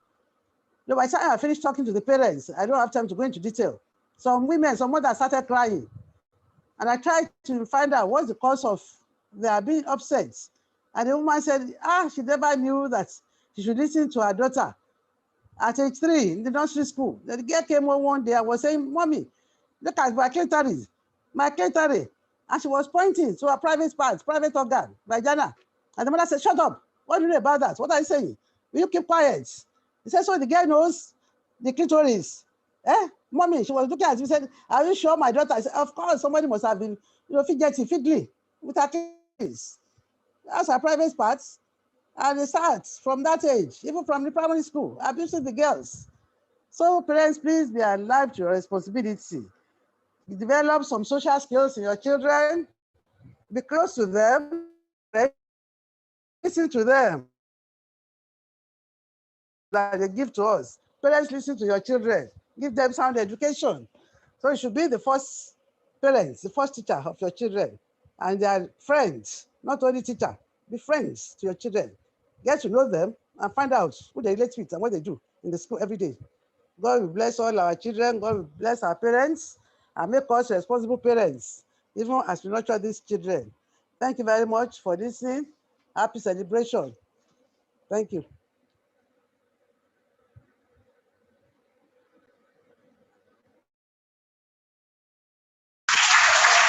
Let us give a round of applause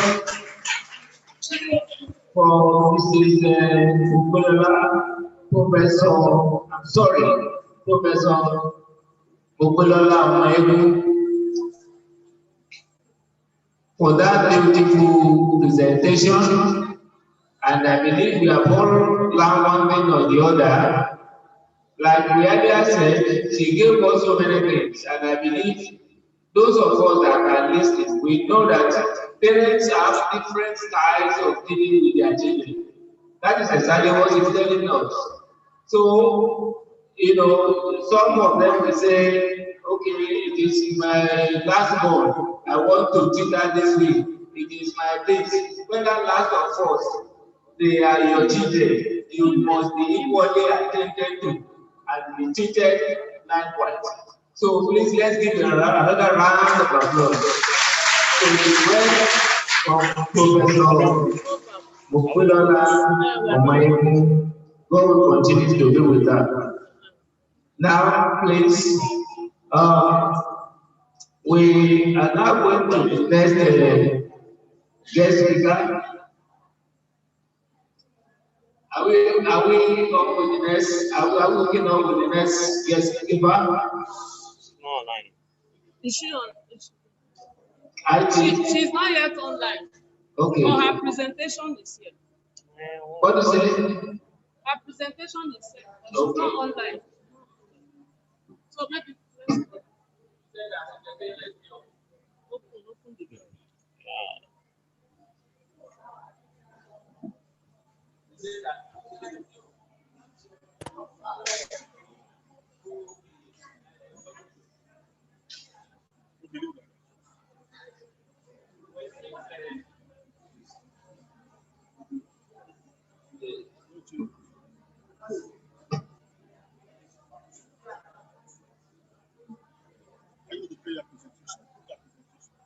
Okay, I should have.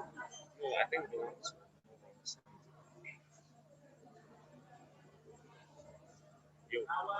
We are waiting the Executive Director of Green Spring Education Services Limited. Mrs. Naikoiki is she's one of our experts.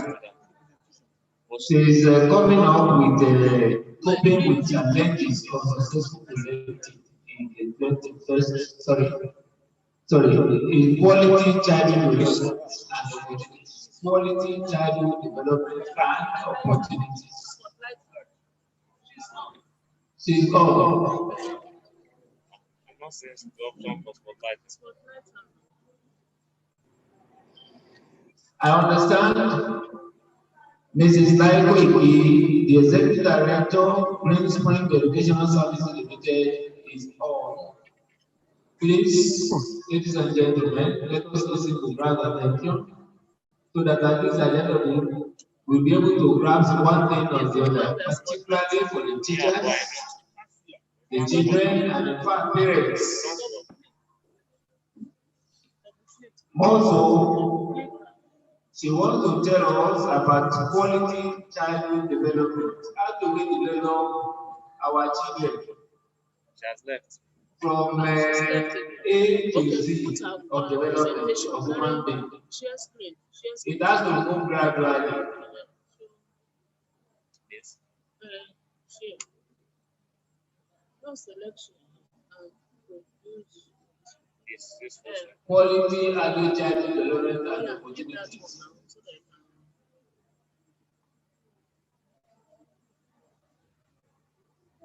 IT, are we on? No. No. No, no.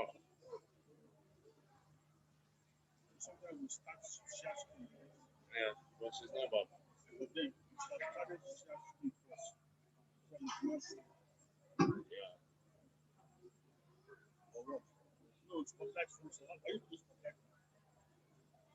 She's not even on it.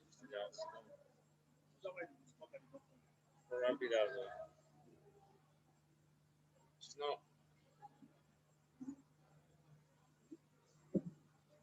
Is she on? Not there.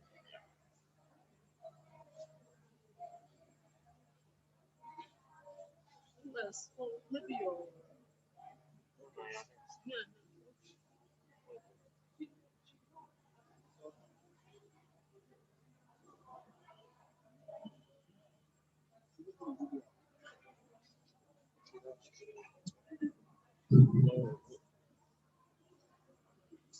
Hello. Hello. If you're happy and you know yeah.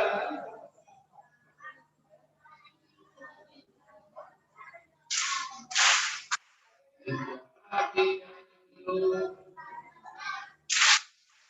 If you're happy and you know. If you're happy and you know. We are still waiting for our next speaker. Any moment from now, we will go up and get you ready.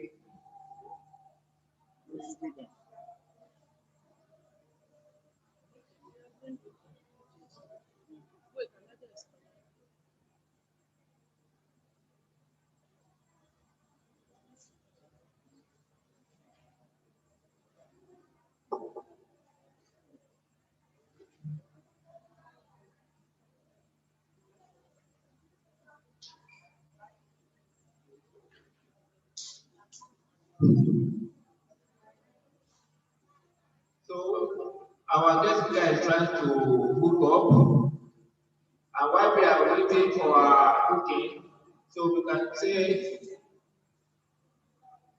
we are HHPP1. Okay.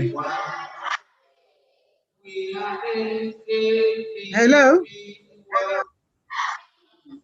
Hello? Can you hear me now? Hello? We are HHPP. Thank you very much.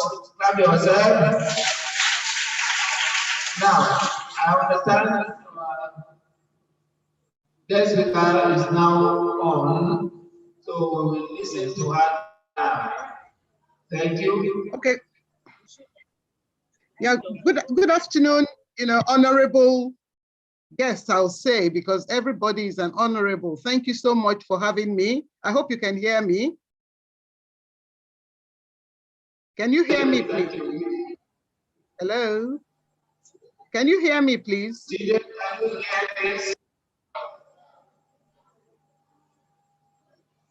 Hello, can you hear me? Oh, great. Thank you very much. Thank you very much. It's good to be in your midst today. I thank Mrs. Soshodi, especially for the invitation. She kept on at me for quite a while. Thank you very much. It's a great privilege to be here and to be a guest speaker alongside with such celebrated people as part of Obaya. It's nice to hear you speak, sir. I listened to what you had to say, and I was greatly blessed. So today we're going to be talking about quality early childhood development and the opportunities. But before we go into that, can we just wish our children a happy Children's Day? Because really, I mean, what we're doing today is about the children. It's to ensure that the children get a good head start in life. And that's why we have this program, so that we can enlighten ourselves and ensure that we prepare a good foundation for our children. And, you know, as I say, you know, from time to time, what we do for our children, we in reality actually do for ourselves, because at the end of the day, they are the ones that are going to be at the helm of affairs way down the line, and we will be old and dependent on them, just as they had been dependent on us for some time. So happy Children's Day. But who is a child? Who is a child? The United Nations Convention on the Rights of the Child defines a child as a human being below the age of 18 years. Or maybe we can put it differently, that a child between the period of infancy when the child is born, and I listened to Professor, I forgot her name now, right? And she said something about life starting even from conception, which is so true. So we're talking about a person between the developmental period of infancy, or possibly when the child was conceived, because at that point in time, the child had come into existence. And if the mother, for instance, does not prepare an enabling environment, when the child is born, the child is going to have some issues. It could be that of drugs, or if the mother is into drugs, or if the mother has HIV or whatever, the child will be born with all of those things. And so, in fact, childhood starts from period of conception right on to puberty. Now, the UNESCO defines early childhood care and education, which is what we're talking about, the quality of early childhood development. The UNESCO says early childhood care and education is more than the preparation for primary school, because most of us just feel that, well, I mean, it's just to get them ready for primary school and possibly, I mean, as they go on in life. But it aims, early childhood development, it aims at the holistic development of a child's social, emotional, cognitive, and physical needs in order to build a solid and broad foundation for lifelong learning and well-being. And so when we're talking of early childhood development, we're talking about actually projecting into the future. And so if we want to know what our world will be like, or Nigeria will be like in 2040, for instance, we need to look at, you know, the development of the children, or the kind of provision that's being made for their childhood development even now. So it has to do with nurture, it has to do with caring, it has to be with capable and responsible, you know, for them to become capable and responsible future citizens. Now, we know that the first 3 years of life are one of very rapid growth and development, because that's the time when even those things, well, apart from the physical development that we see, that is, the child gets bigger. I mean, when the child is born, you know, for the first 2 weeks, the child will lose a lot of weight, right? But then after that, the development starts, physical development. But once those physical development that we can see are going on, also development of the brain starts, you know, happening. So the brain itself creates complex neutral pathways at a very, very high speed. And that is why, you know, after a while, the child is able to walk, the child is able to say, ma, ma, the child is able to say, da, da, and so on and so forth. And at such periods, the opportunities for development, the environment of the child is very, very crucial. And so the early experiences that the child has, I would say within the home, which is the first port of entry of the child, within the home, are very, very crucial to how the child will turn out. Whether the child will be good, whether the child will be bad, whether the child will be slow, because all of this will lay the foundation for a child's future survival, future health, future growth, and future well-being. And what are these things that we must look out for that early childhood development? We have to look out for the nutrition. The child has to be fed nutritious food, good for the child. I mean, at birth, of course, breastfeeding is advocated and all of that, because that is the best food for the child at that point. But of course, if that food will not satisfy the child, then, I mean, the mother is advised to supplement with some other things. But we're advised that breast milk is the best for the child or for a baby. And of course, as the child starts growing, there are certain things that the child must continue to eat and feed on so that physically the body will develop as expected. The brain also, the brain cells will also be fed adequately. And so that's important. But then, what about the environment, as was earlier mentioned? Parents' behavior is very, very crucial. Does the parent even converse with the child? Remember that it's only in human beings that we have children staying with parents, you know, up to age 18. Other animals, you know, as soon as they have their children, some of them just, I mean, maybe after a couple of weeks, the animals become independent of their parents.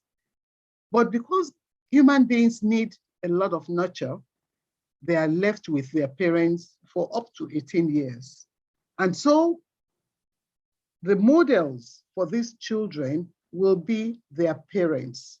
The parents will be the models for these children, modeling what, I mean, they should expect. And of course, the children will be learning. So, I mean, of course, we know that they do have an absorbent mind very early on, and they just mop up everything. They believe everything that the parents are doing are just the best for them. And so they mop it up. So it is very important that parents' behavior are positive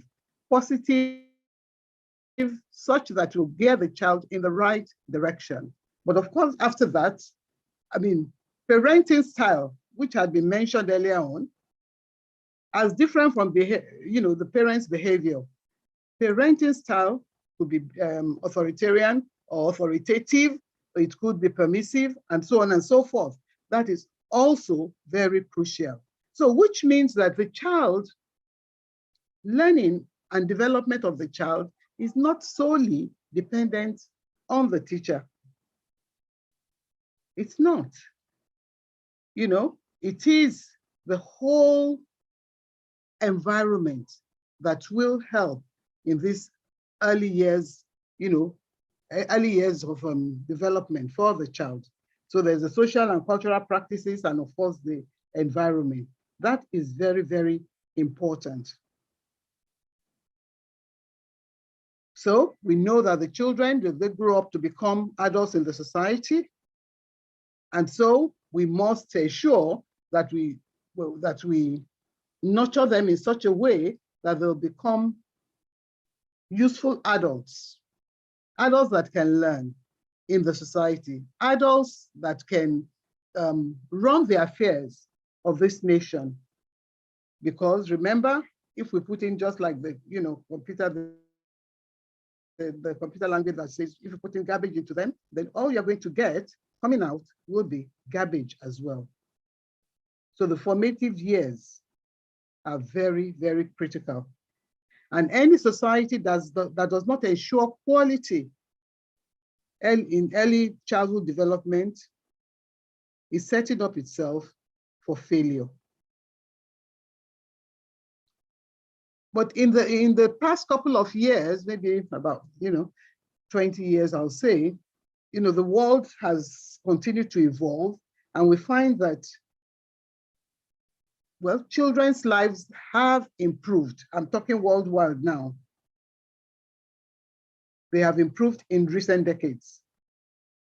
But then there are some particular issues that are rearing their heads that they're about to sort of negate even this progress that has been made in terms of early childhood development of the children. Persistent inequities and lack of opportunities presently endanger the futures of millions of children in Nigeria and around the world.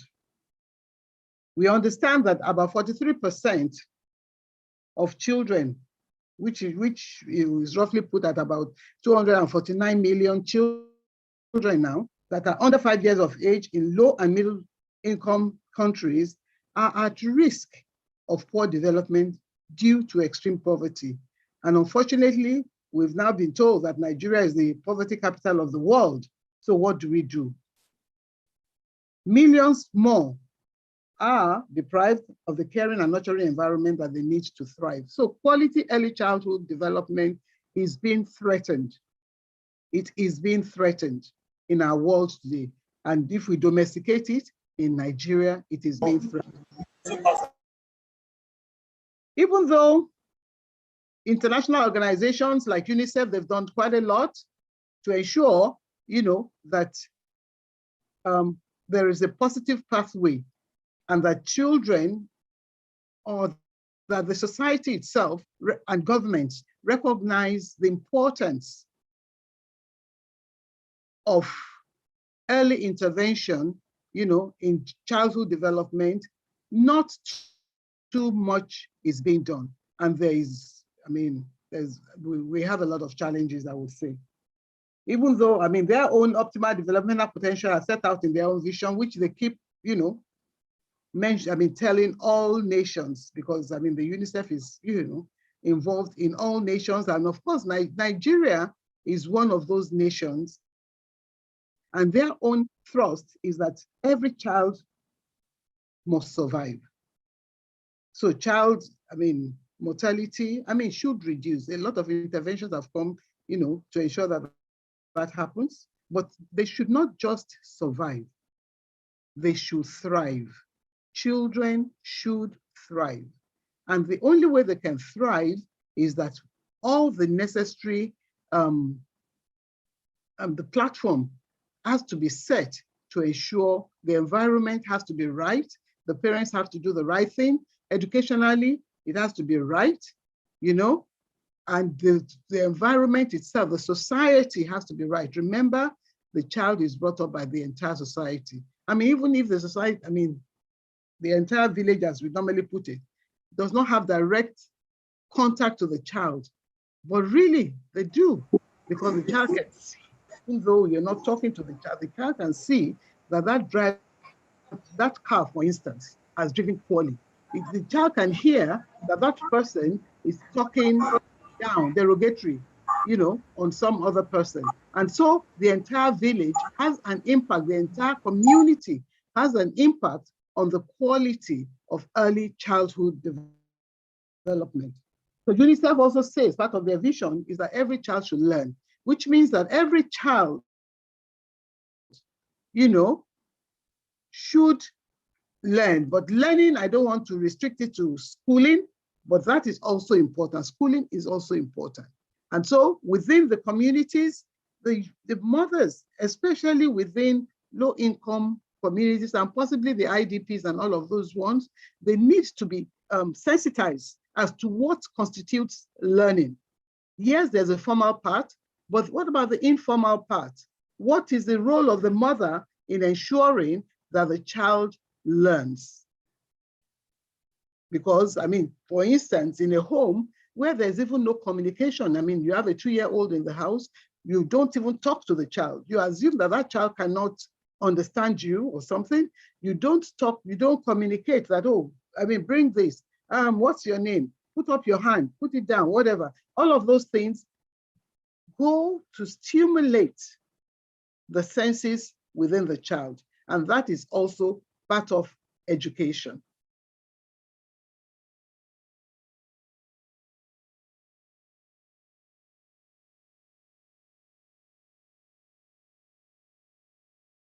The third one is that every child must be protected from violence and exploitation, and that every child, the fourth will be every child must live in a clean and safe environment.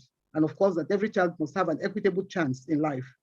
Now, we know that for us in Nigeria,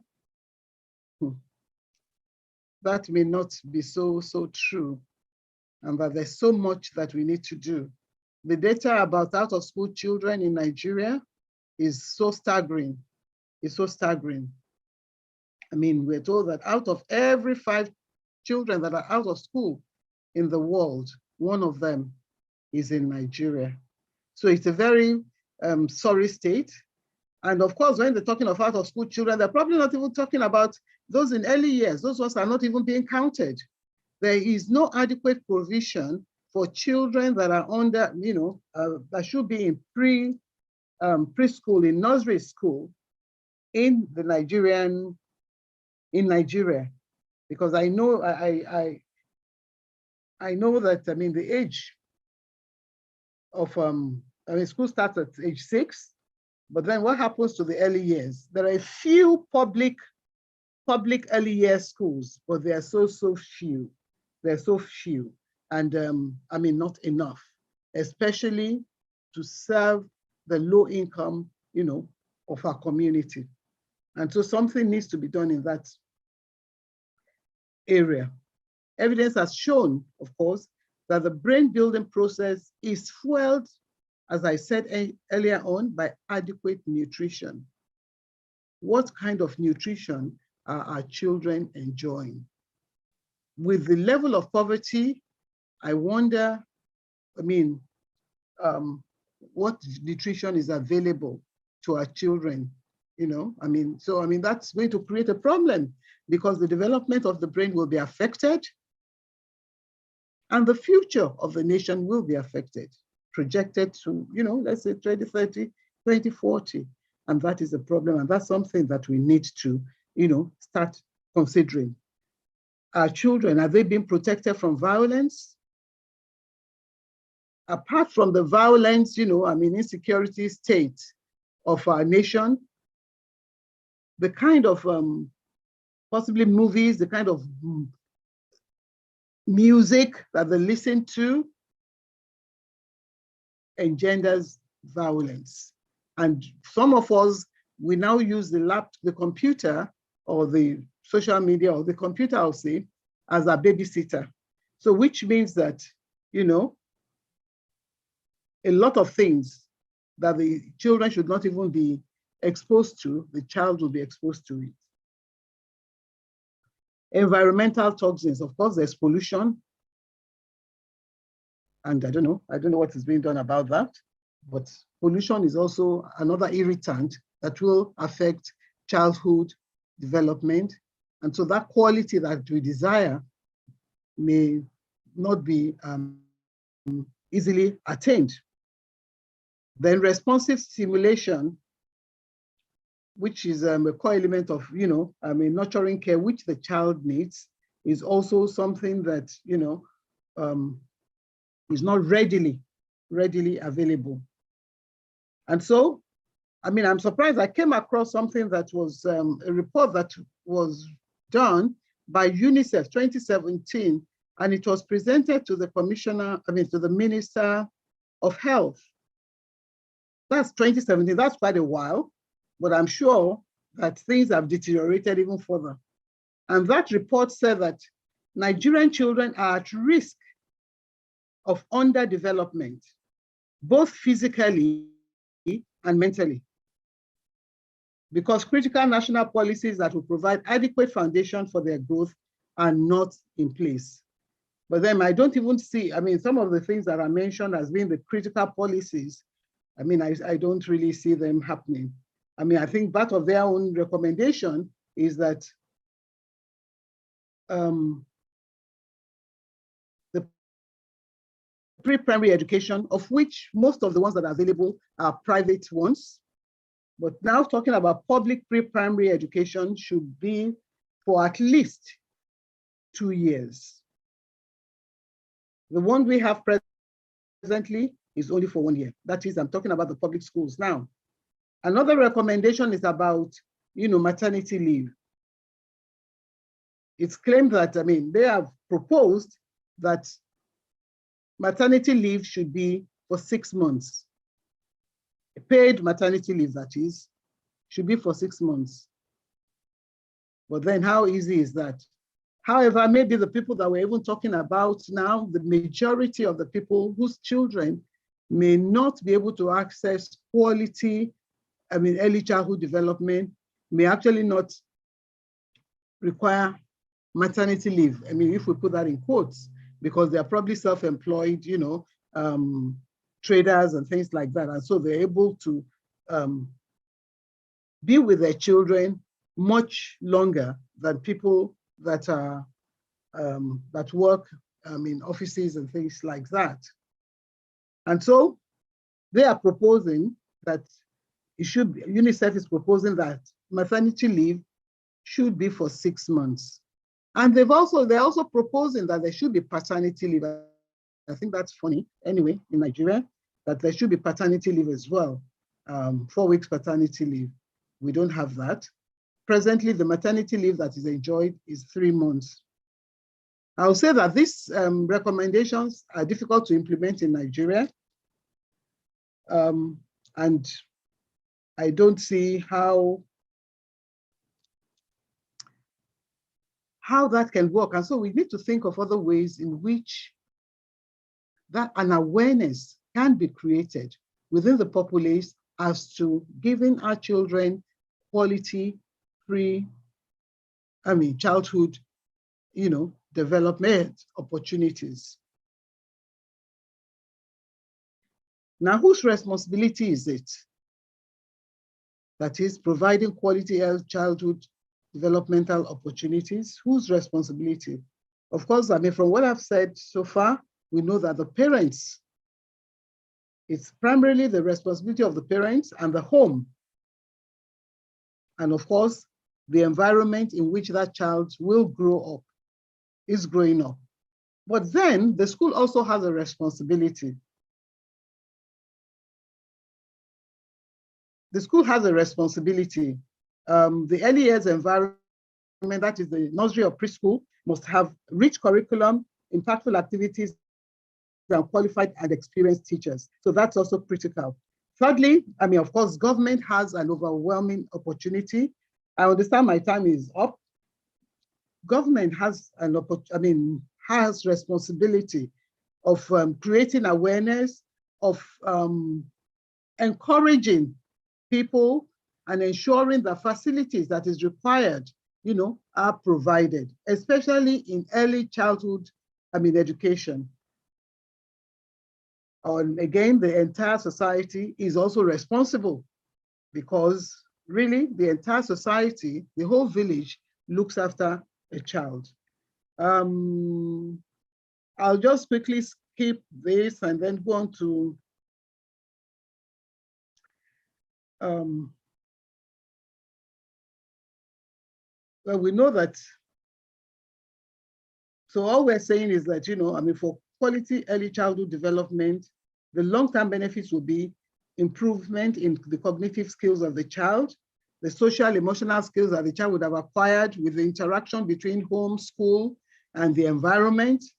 And of course, when the child grows up, the child will be a useful member of society, and that is key. So we know that early childhood education is the key to the betterment of society. That's Maria Montessori. And Nelson Mandela also said, education is the most powerful weapon which you can use to change the world. But by education, we're not necessarily talking about schooling. Education is all encompassing. The society is also key. And so any society that wishes to grow, develop, and advance, to become a superpower or to become the best in the world, must not neglect quality early childhood development and opportunities of its citizens. Thank you.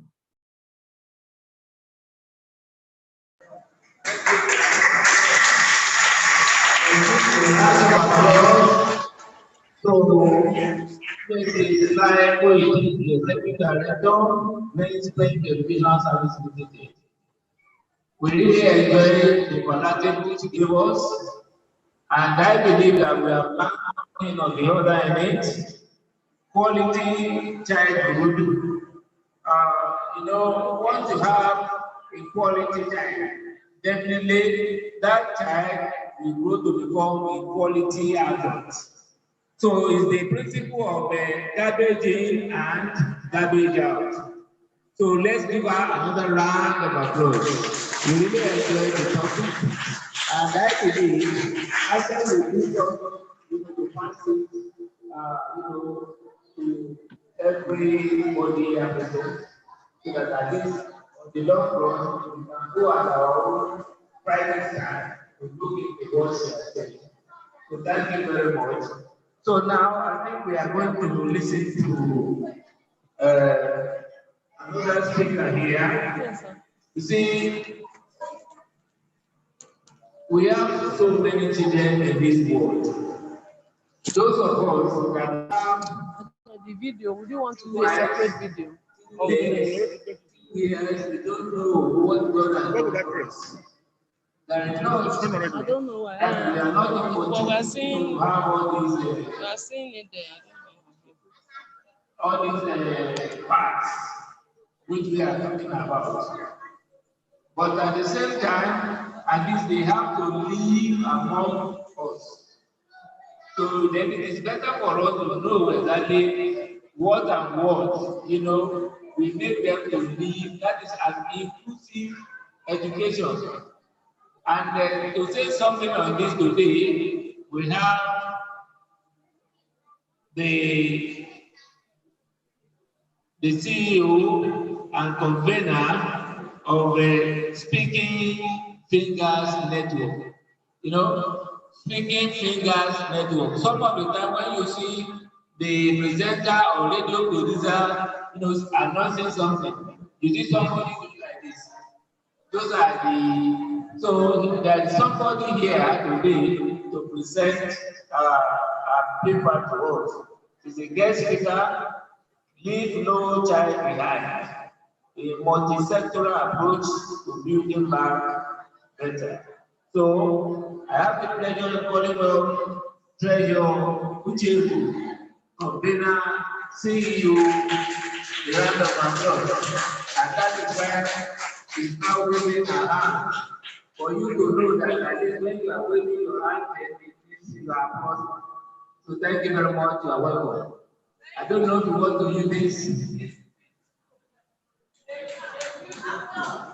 A round of applause. For us, this is how we prepare for our deaf community because we have them around and other people living with disability. I want to sincerely appreciate Acep. I want mine to be very participatory because our children here also have something to deliver the general public in leaving no child behind. It's our gift to Acep, and we trust that we begin to raise the next set of Acep practitioners, mobile practitioners in our field. So once again, I thank you. Next slide, please.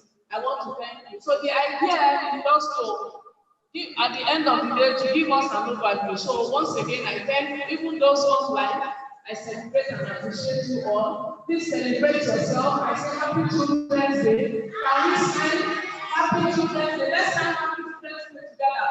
Come on this way, everybody on this way, and let's say Happy Children's Day together. So 1, 2, this is children. So let's go. Happy, this is happy. At the end, we are going to do, we are HFPY. So let's go. Happy Children's Day. One more time. Happy Children. Like this is children. Children's Day. So I'm sincerely grateful for this opportunity. And I thank every one of you for making it here. And I know that those that are on this platform today, you are ambassadors.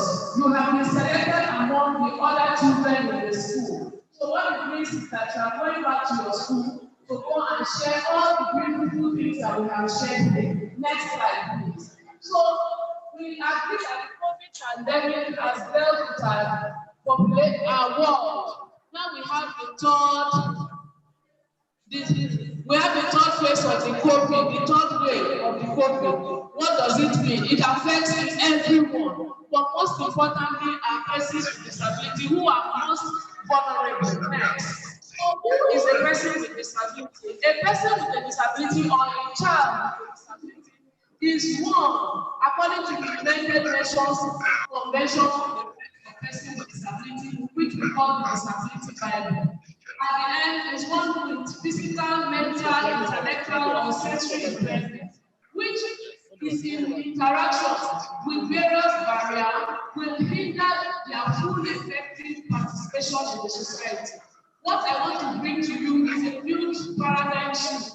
I want to let you know that the issue of disability has been evolving. We started by anybody with a disability, either we want to provide a particular ear drop, eye drop, or we want to take the person to the hospital, or we want to give the person money, or we want to actually do what? We see them as beggars.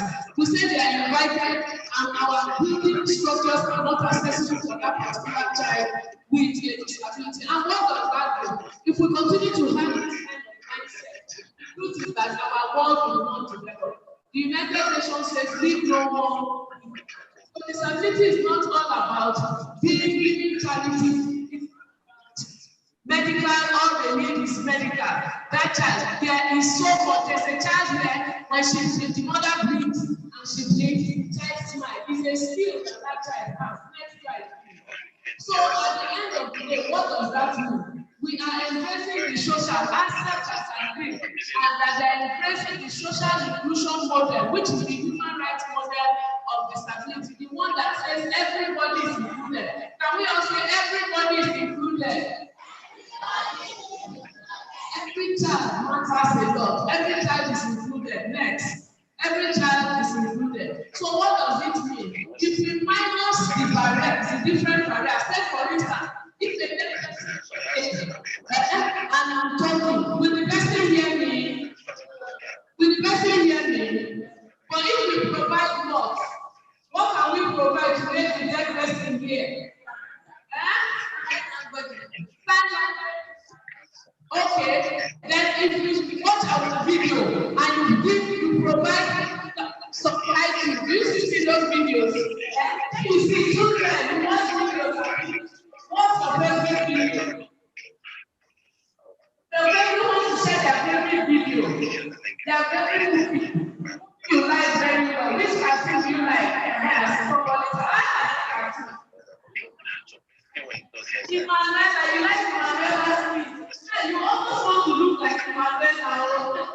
So you like Emmanuel. So if Emmanuel is doing her comedy and there's subtitling, it means that every child, including our deaf child, can also be able to watch and also laugh. Can everybody laugh like Emmanuel? Next. So we now go and say there is productivity. What do I say? There is productivity. Because we are talking about the barrier. If a person with a wheelchair wants to come in, we are providing ramp. What did I call it?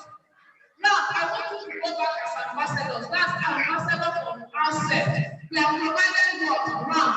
Look at that boy who had his hand was amputated and they provided prosthesis. Now he has an arm that he also looks like everybody and he can use that arm to function. Next. So at the end of the day, who are persons with disability in Nigeria? We recognize clusters of disability. How many people? Clusters. That are persons that are hearing impaired, persons that are blind. But what it means is that we recognize them as persons, and everybody say persons first. Persons first and not their disability. So what are the different barriers to this disability? We have different barriers. One of the barriers that is big cancerous is the attitudinal barriers. How people treat them.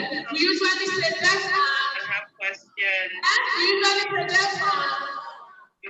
You will not use that word wrong. That is deaf. And if you person is deaf, not dumb. Can we say deaf, not dumb?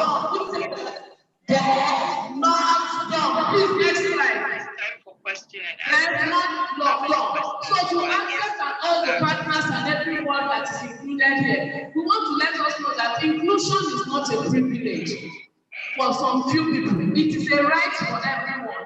Because justice says if everyone is included, everyone wins. So once again, I said, there's no. Who wants to learn sign language here? So that if you will be standing on TV, I want to learn sign language. So that's why I'm doing this, so that we can have that practical time where our deaf children on board will teach you sign. So by both we have this disability issues. It's not just because Acep just likes children. They are humans. What did I say? Nigeria has a disability law. Nigeria has what? And Lagos State has also the special people's law. What did I call it? Special people's law. And that law came into being since 2011. That is the Lagos State Special People's Law. Can we say that? Lagos State Special People's Law. Who wants to be a lawyer here? We see plenty lawyers. Please, let's go for Acep lawyers. In everybody celebrate all our lawyers. So their law, so that their laws, their level framework, next week is the SDG. Who has heard of the SDG before? Now, SDG means Sustainable Development Goal. Can we say that? Sustainable Development Goal. How many of them? There are 17. So let's say SDG and we keep our leg. SDG. So an SDG means Sustainable Development Goal. There are 17 of them, and 5 of them is disability focused. Next slide. What does that mean? Nigeria has embraced these laws, these legal framework. I'm a Nigerian. Who are Nigerians here? I am a very proud Nigerian, and we're all here. So we want to better. What are the things we should do if we want to build back better? The first, we see that income matters a lot. We see that boy, he was not using. He was using, what is he using? Is his slippers, so you know, he used his shoe as a camera, and he used all of them, they pose. Did you see the pose? They pose because they thought he was doing what? He was doing camera, he was doing selfie with them, Abi. So we want to have a different mindset. Do we agree? So let's say that the things that will help us have a different mindset. To do that, the first thing we want to everyone. And we also say that respect everyone. So don't see that dead child or don't see that particular blind child and think that he is different from you. He is also a person. He is also what? A person. So the next one is universal access. When we are going somewhere, we must make sure that for us as teachers, we must get access. This training was for teachers, for caregivers. For us as teachers, we have to teach in a way that the child will understand. Look at the song we sang the other time. We play, we clap, we dance, and the song never left us. Are we together? So teachers, we must teach in a way that the child will understand. If the child needs sign language, please provide next, please. So the next thing we also have to do is advocacy. Is that the next one? Okay, now this is reasonable accommodation. Don't say everything is for everyone. We have children living with epilepsy. We have children that are deaf. Provide what that child needs. Give the child what the child needs. Look at you. You see, that one that is tall, he can look at the field by himself. The other one needs you to add this step. The other one needs you to create other ones. Yes. So these principles then build quality relationships. That's the reason why we're all here as Acep. We decided to create relationships. Next, please. So we decided to create, and the disability community says nothing about us. What did I say? Nothing for us without us. So in order not to continue now, I will have our deaf students come and teach us how to sign. Who wants to learn how to sign? Yeah, shake your hands and come. So can we please invite everyone? Let's invite everyone.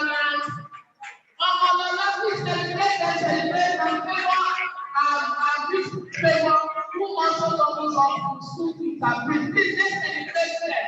They're going to teach us how to sign the alphabet. Where is your finger? See your hands. How many letters of the alphabet do we have? Are you sure? You know that.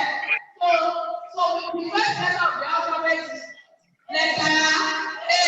So you go there. So that they will see us. So this is letter A. Hold your hand like ever like this. Everybody our hand down, shall we go? This is letter A. There's your letter A hand. Letter A. So A, everybody, let's put letter B. Tell your name. This is B. The next one is what? So Trevor and Troy, so that they know. Go in and help them sign it well. Yes, go in and see that they are signing it well. So this that they are signing it. See is done. See is done like this. See, can we go? This is letter D. D. This is D. Whose name is D from here now? D. This is E. E is like your E hand. And this is F. F, you see F. Can we see your F? G is for what? Gun. Can we shoot our gun? G is for gun. H is double barrel. H is double. Where's your pinky finger? That is letter I. Use your letter I to get and open your index finger and your middle finger and put your thumb. That's letter K. Can we see letter K? K. So let's do A to K. Everyone. A, B, C, D, E, F, G, H, I, J. Ask your J. Select your J. Where you do your J? J. Let's do J. K. Now this is L. That is like L. Let's go F in the L. F has how many legs? 3 legs, Abi. So put your thumb on top of your pinky finger like this. Put it like that. I don't really need to explain them. I don't really need to find out. N. Okay, so let's have our N. Put it on top. And let it be N. Our other mother, please come round and help. Come round and help. You want this to be possible. Do this and close it. Close it. That is N. Where is your N? This is N. O is your O. So let's start with N again. I put it with N. Let me see. I love your N. N. Tutu. N. O. I know you. It's not N. Put it like that. That's P. P. We need it because I want to sing a song as this is P. Q. Q. Pick a group of sugar. Can't speak your mouth. Freeze. Let me see your mouth. What do you call it? Freeze. Can't speak. We are going to watch it. That's the T is very important. So love your teeth. I love your teeth. Now, see, if you shake it like this, that is telling your teacher you won't go to the toilet. Let's shake it. What's this? What do you want to say? Let's see. Actually, toilet.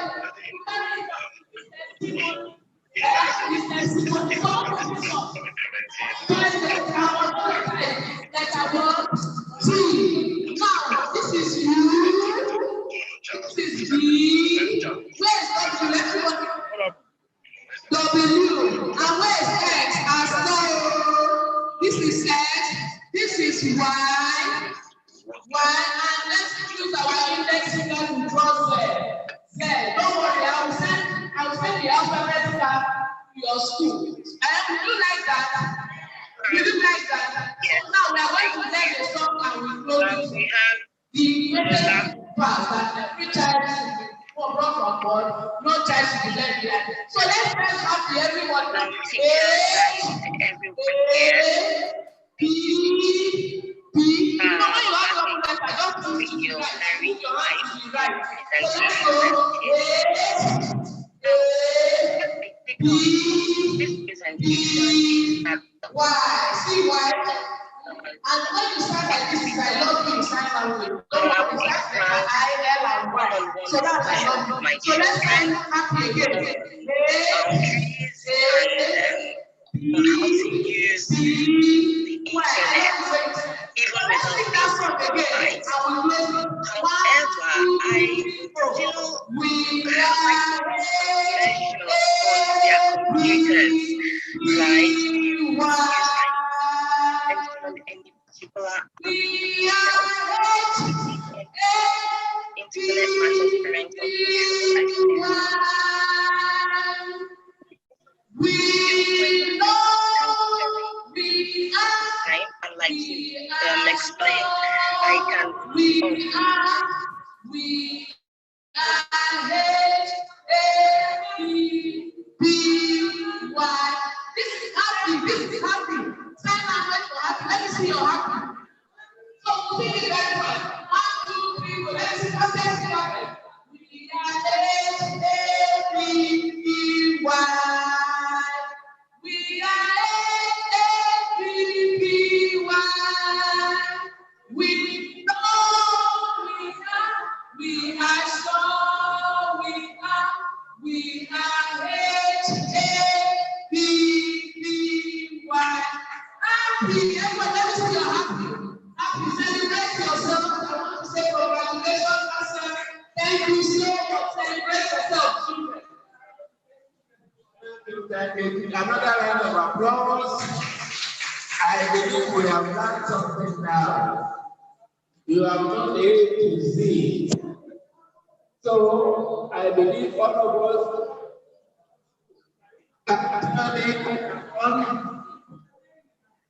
can tell me what I've done? So it is well with you. Thank you very much, our CEO here. Thank you very much. It is well with you. Now, we are trying to see if we can link up with the Commissioner of Education in Lagos State. This is Shadi Adedisayo. We are expecting her to give us something on promoting children development in a secure environment. To promote children development in a secure environment. We have seen so many things happening to our schools these days. In those days, where there are schools, thieves and robbers don't go there. But these days, we don't know what is actually happening. That they have now made schools the targets. So that is the more reason why that topic was given to the Commissioner of Education. But we are still trying to move up with that. If she is on, we'll let you know. But while we are still waiting for the Honorable Commissioner, the next topic on the agenda is a good message from Global Director, National Association for Education of Young Children, and USA, Stephanie or more, Stephanie or more. So if we are able to link up with that, because it's the timing, in America, so we want to see if she's able to join us. Now, March 4th, Director Expo, ESPO, Mr. Okay, can you say something on that? ESPO? Oh, yeah, thank you. Okay. So I think we will keep listening to Mark Fox, the Director of ESPO. Virtual collaborative network as part of the global response to education in Nigeria. So we believe that at least they'll be able to tell us that having a ship on the ICT is not the best, but putting the ship, it is there and then that you have the market for sales, for market for customers. So Acep is trying to provide a port, and they want all of us to join it. But the mascot will not tell us something on that. And now it will benefit the teachers, the holders, the schools, and the businesses. So, on that note, as soon as we hook up with the mass,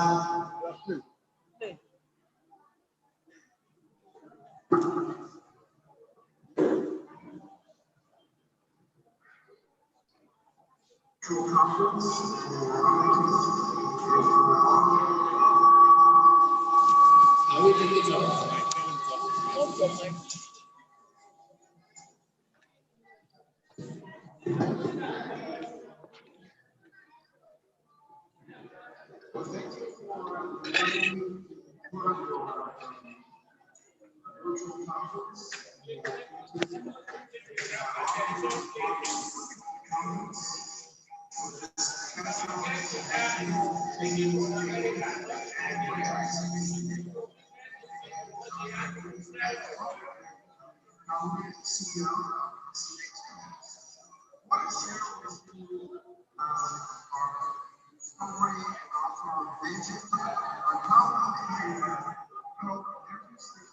So give me your phone. Let me that memory is a lot. No, this I will do a video of this is also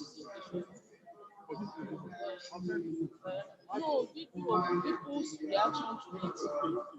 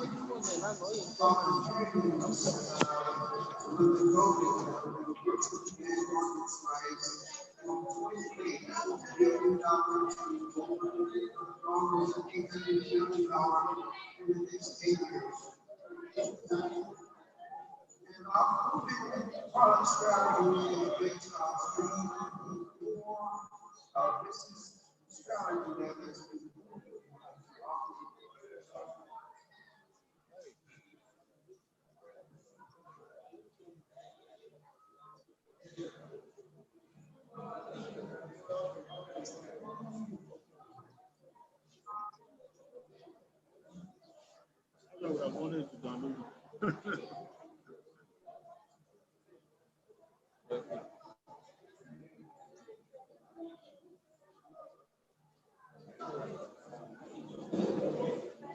It's too late.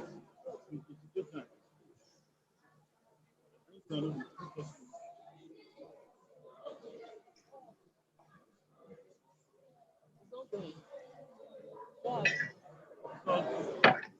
Internet. I will cut all those things. I restart the video and share password. My password.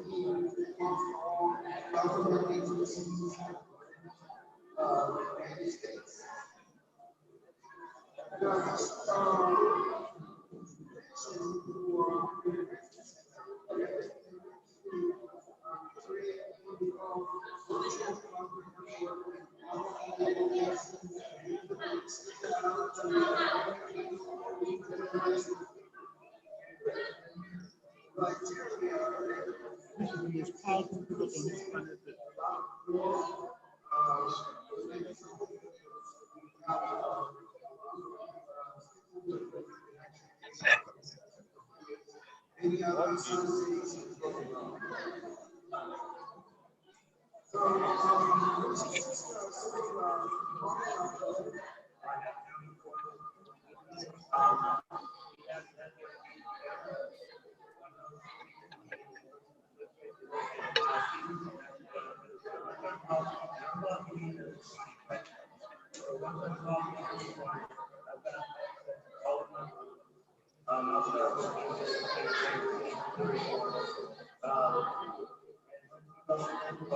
Very interesting. Very interesting. Very interesting.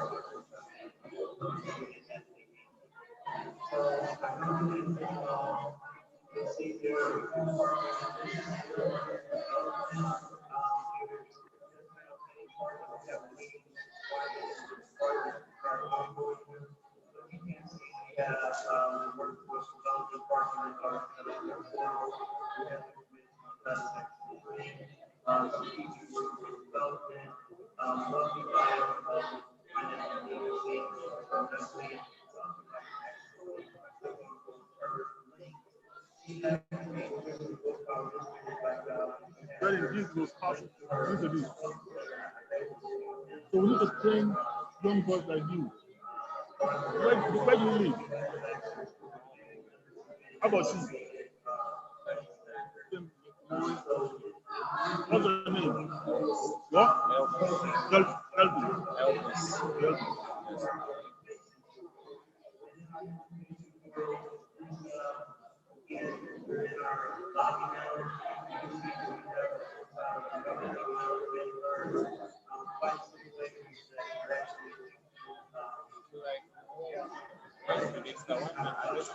There's no video. I want to see the video. And the ladies on the video. Go to my phone. Watch now.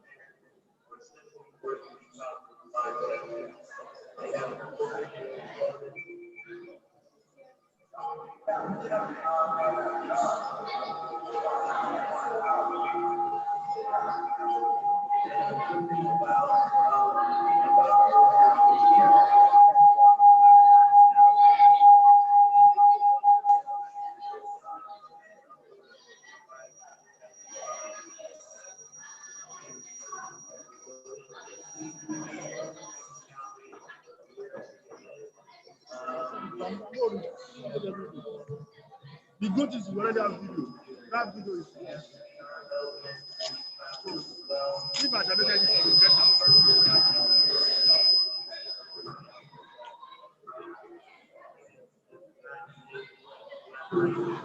Why did you come? Why did you not come? The guy.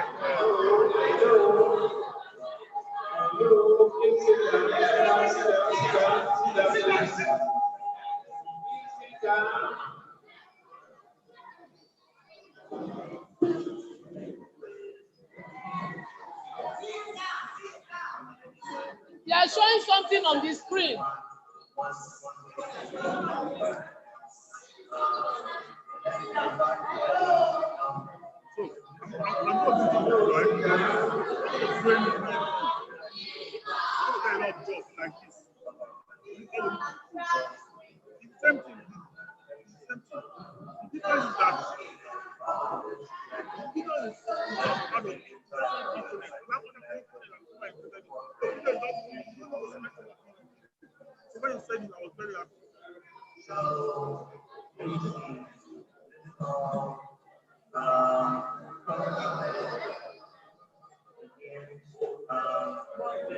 Which song can we play for the children to dance?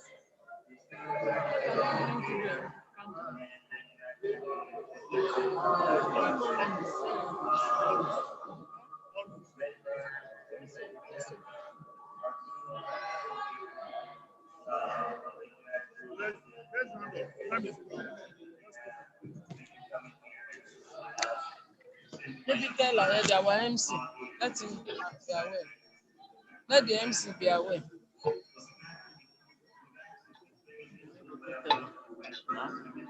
It's not me that will go and tell the MC. I'm not the one who don't want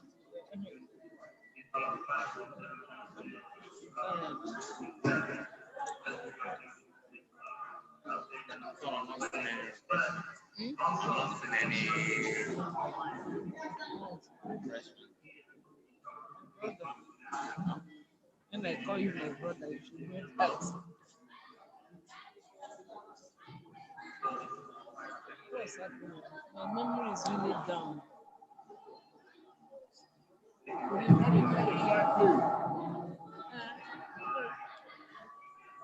See how they are using it to fly plane.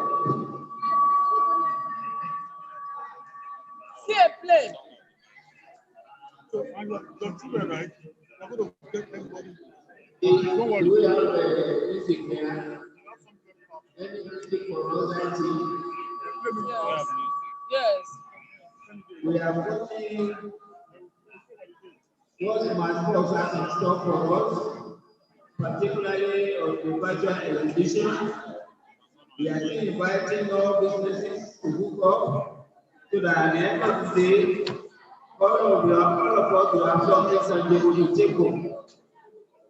Go to that music. Thank you very much, Mr. Mark Foss, the director, ESO, for that wonderful contribution. Look for the music first, man. Hello. We should not be tired. I think you want to dance. You want to dance because today is your day and you must dance. Today is your day, you must dance. Isn't it? But before we do that, I think we need to take a group photograph. Yeah, let's. So that This song. I believe we have learned one thing or the other. If you don't know anything and if you don't know sign languages, you can read from A to Z, A to Z in sign language.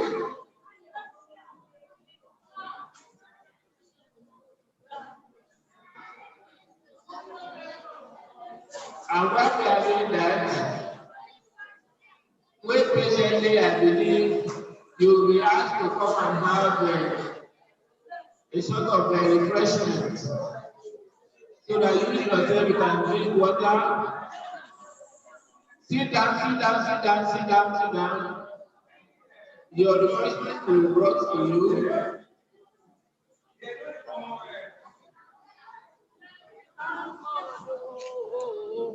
What's the name? It's there. Inside or outside? For my son, then see the way you are calling my hand. So group photograph. Hello. Yeah, play it on the Zoom. You can share the screen. Hello, please, I want to know. We have questions if you want to ask. Questions? Questions? No, That we can provide answers to you. share the thing and playing it. You guys, so that you enter the Zoom, then you close the Zoom. So that when they are doing all those ones, you get the Zoom now. Any question from what you have heard from our speakers? Any question? That will be on sign language. Play your song. You are okay. Put your mic. All right. So clap yourself. If not, when this one is playing online, then the next thing you do is now link it to this. Now I believe sit down quietly. Your refreshment will be brought to you. Your refreshment will be brought to you. And don't go, we are going to have group photograph now. Photograph is arranged with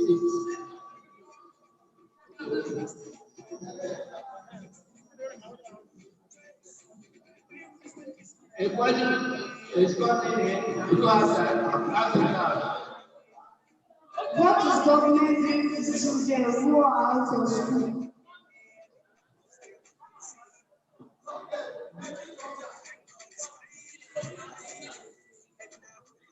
My name is Galawan Devi.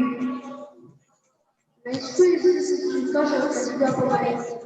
I'm trying to question. What is government doing to the children who are out of school?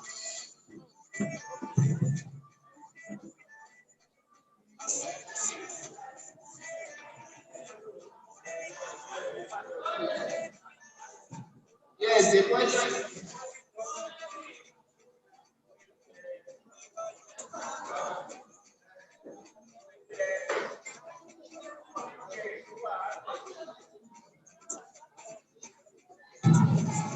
What is government?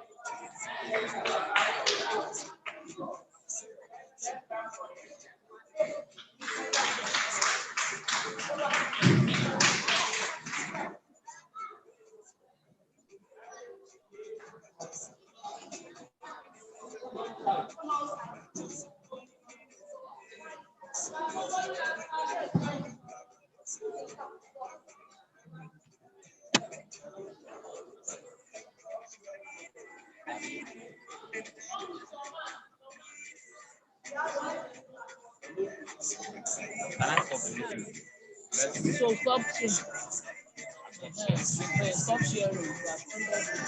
So then send the text and thank you everyone for attending. The question that young boy asked is that intelligent question. He said, what government mean about out of the school children? So that when something that is compatible, The government of Nigeria, the national budget is 10.5 children out of school. We appreciate you. Love you. Safe journey and keep safe.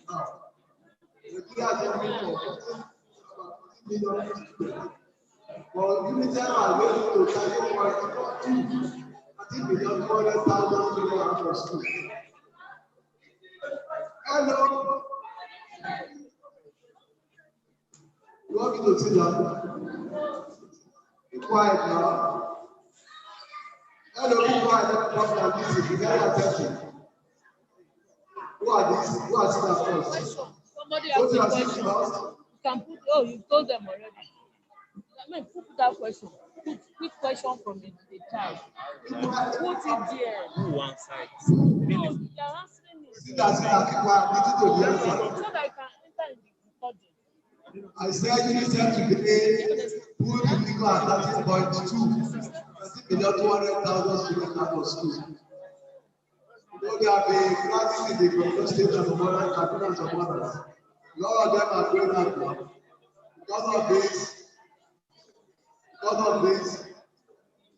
we don't have enough funds to train the children.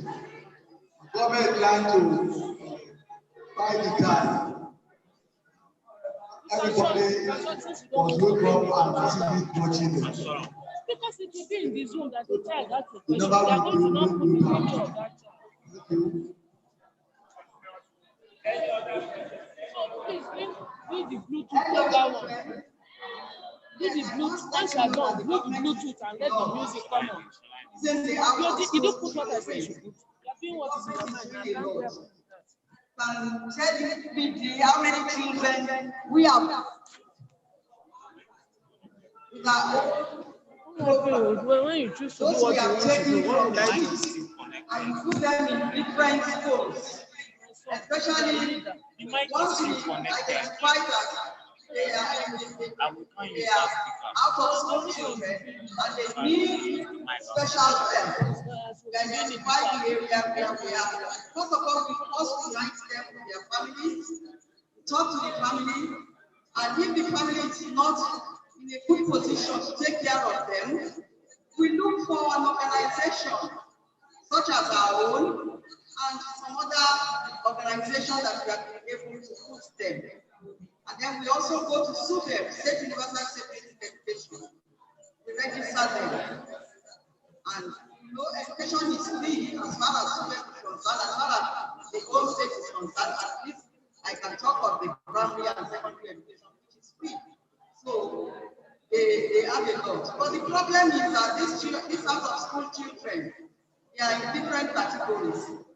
That some of them love the way they are, and some, the moment you put them in a family way, they are happy to stay Christmas and to change their orientation from staying out of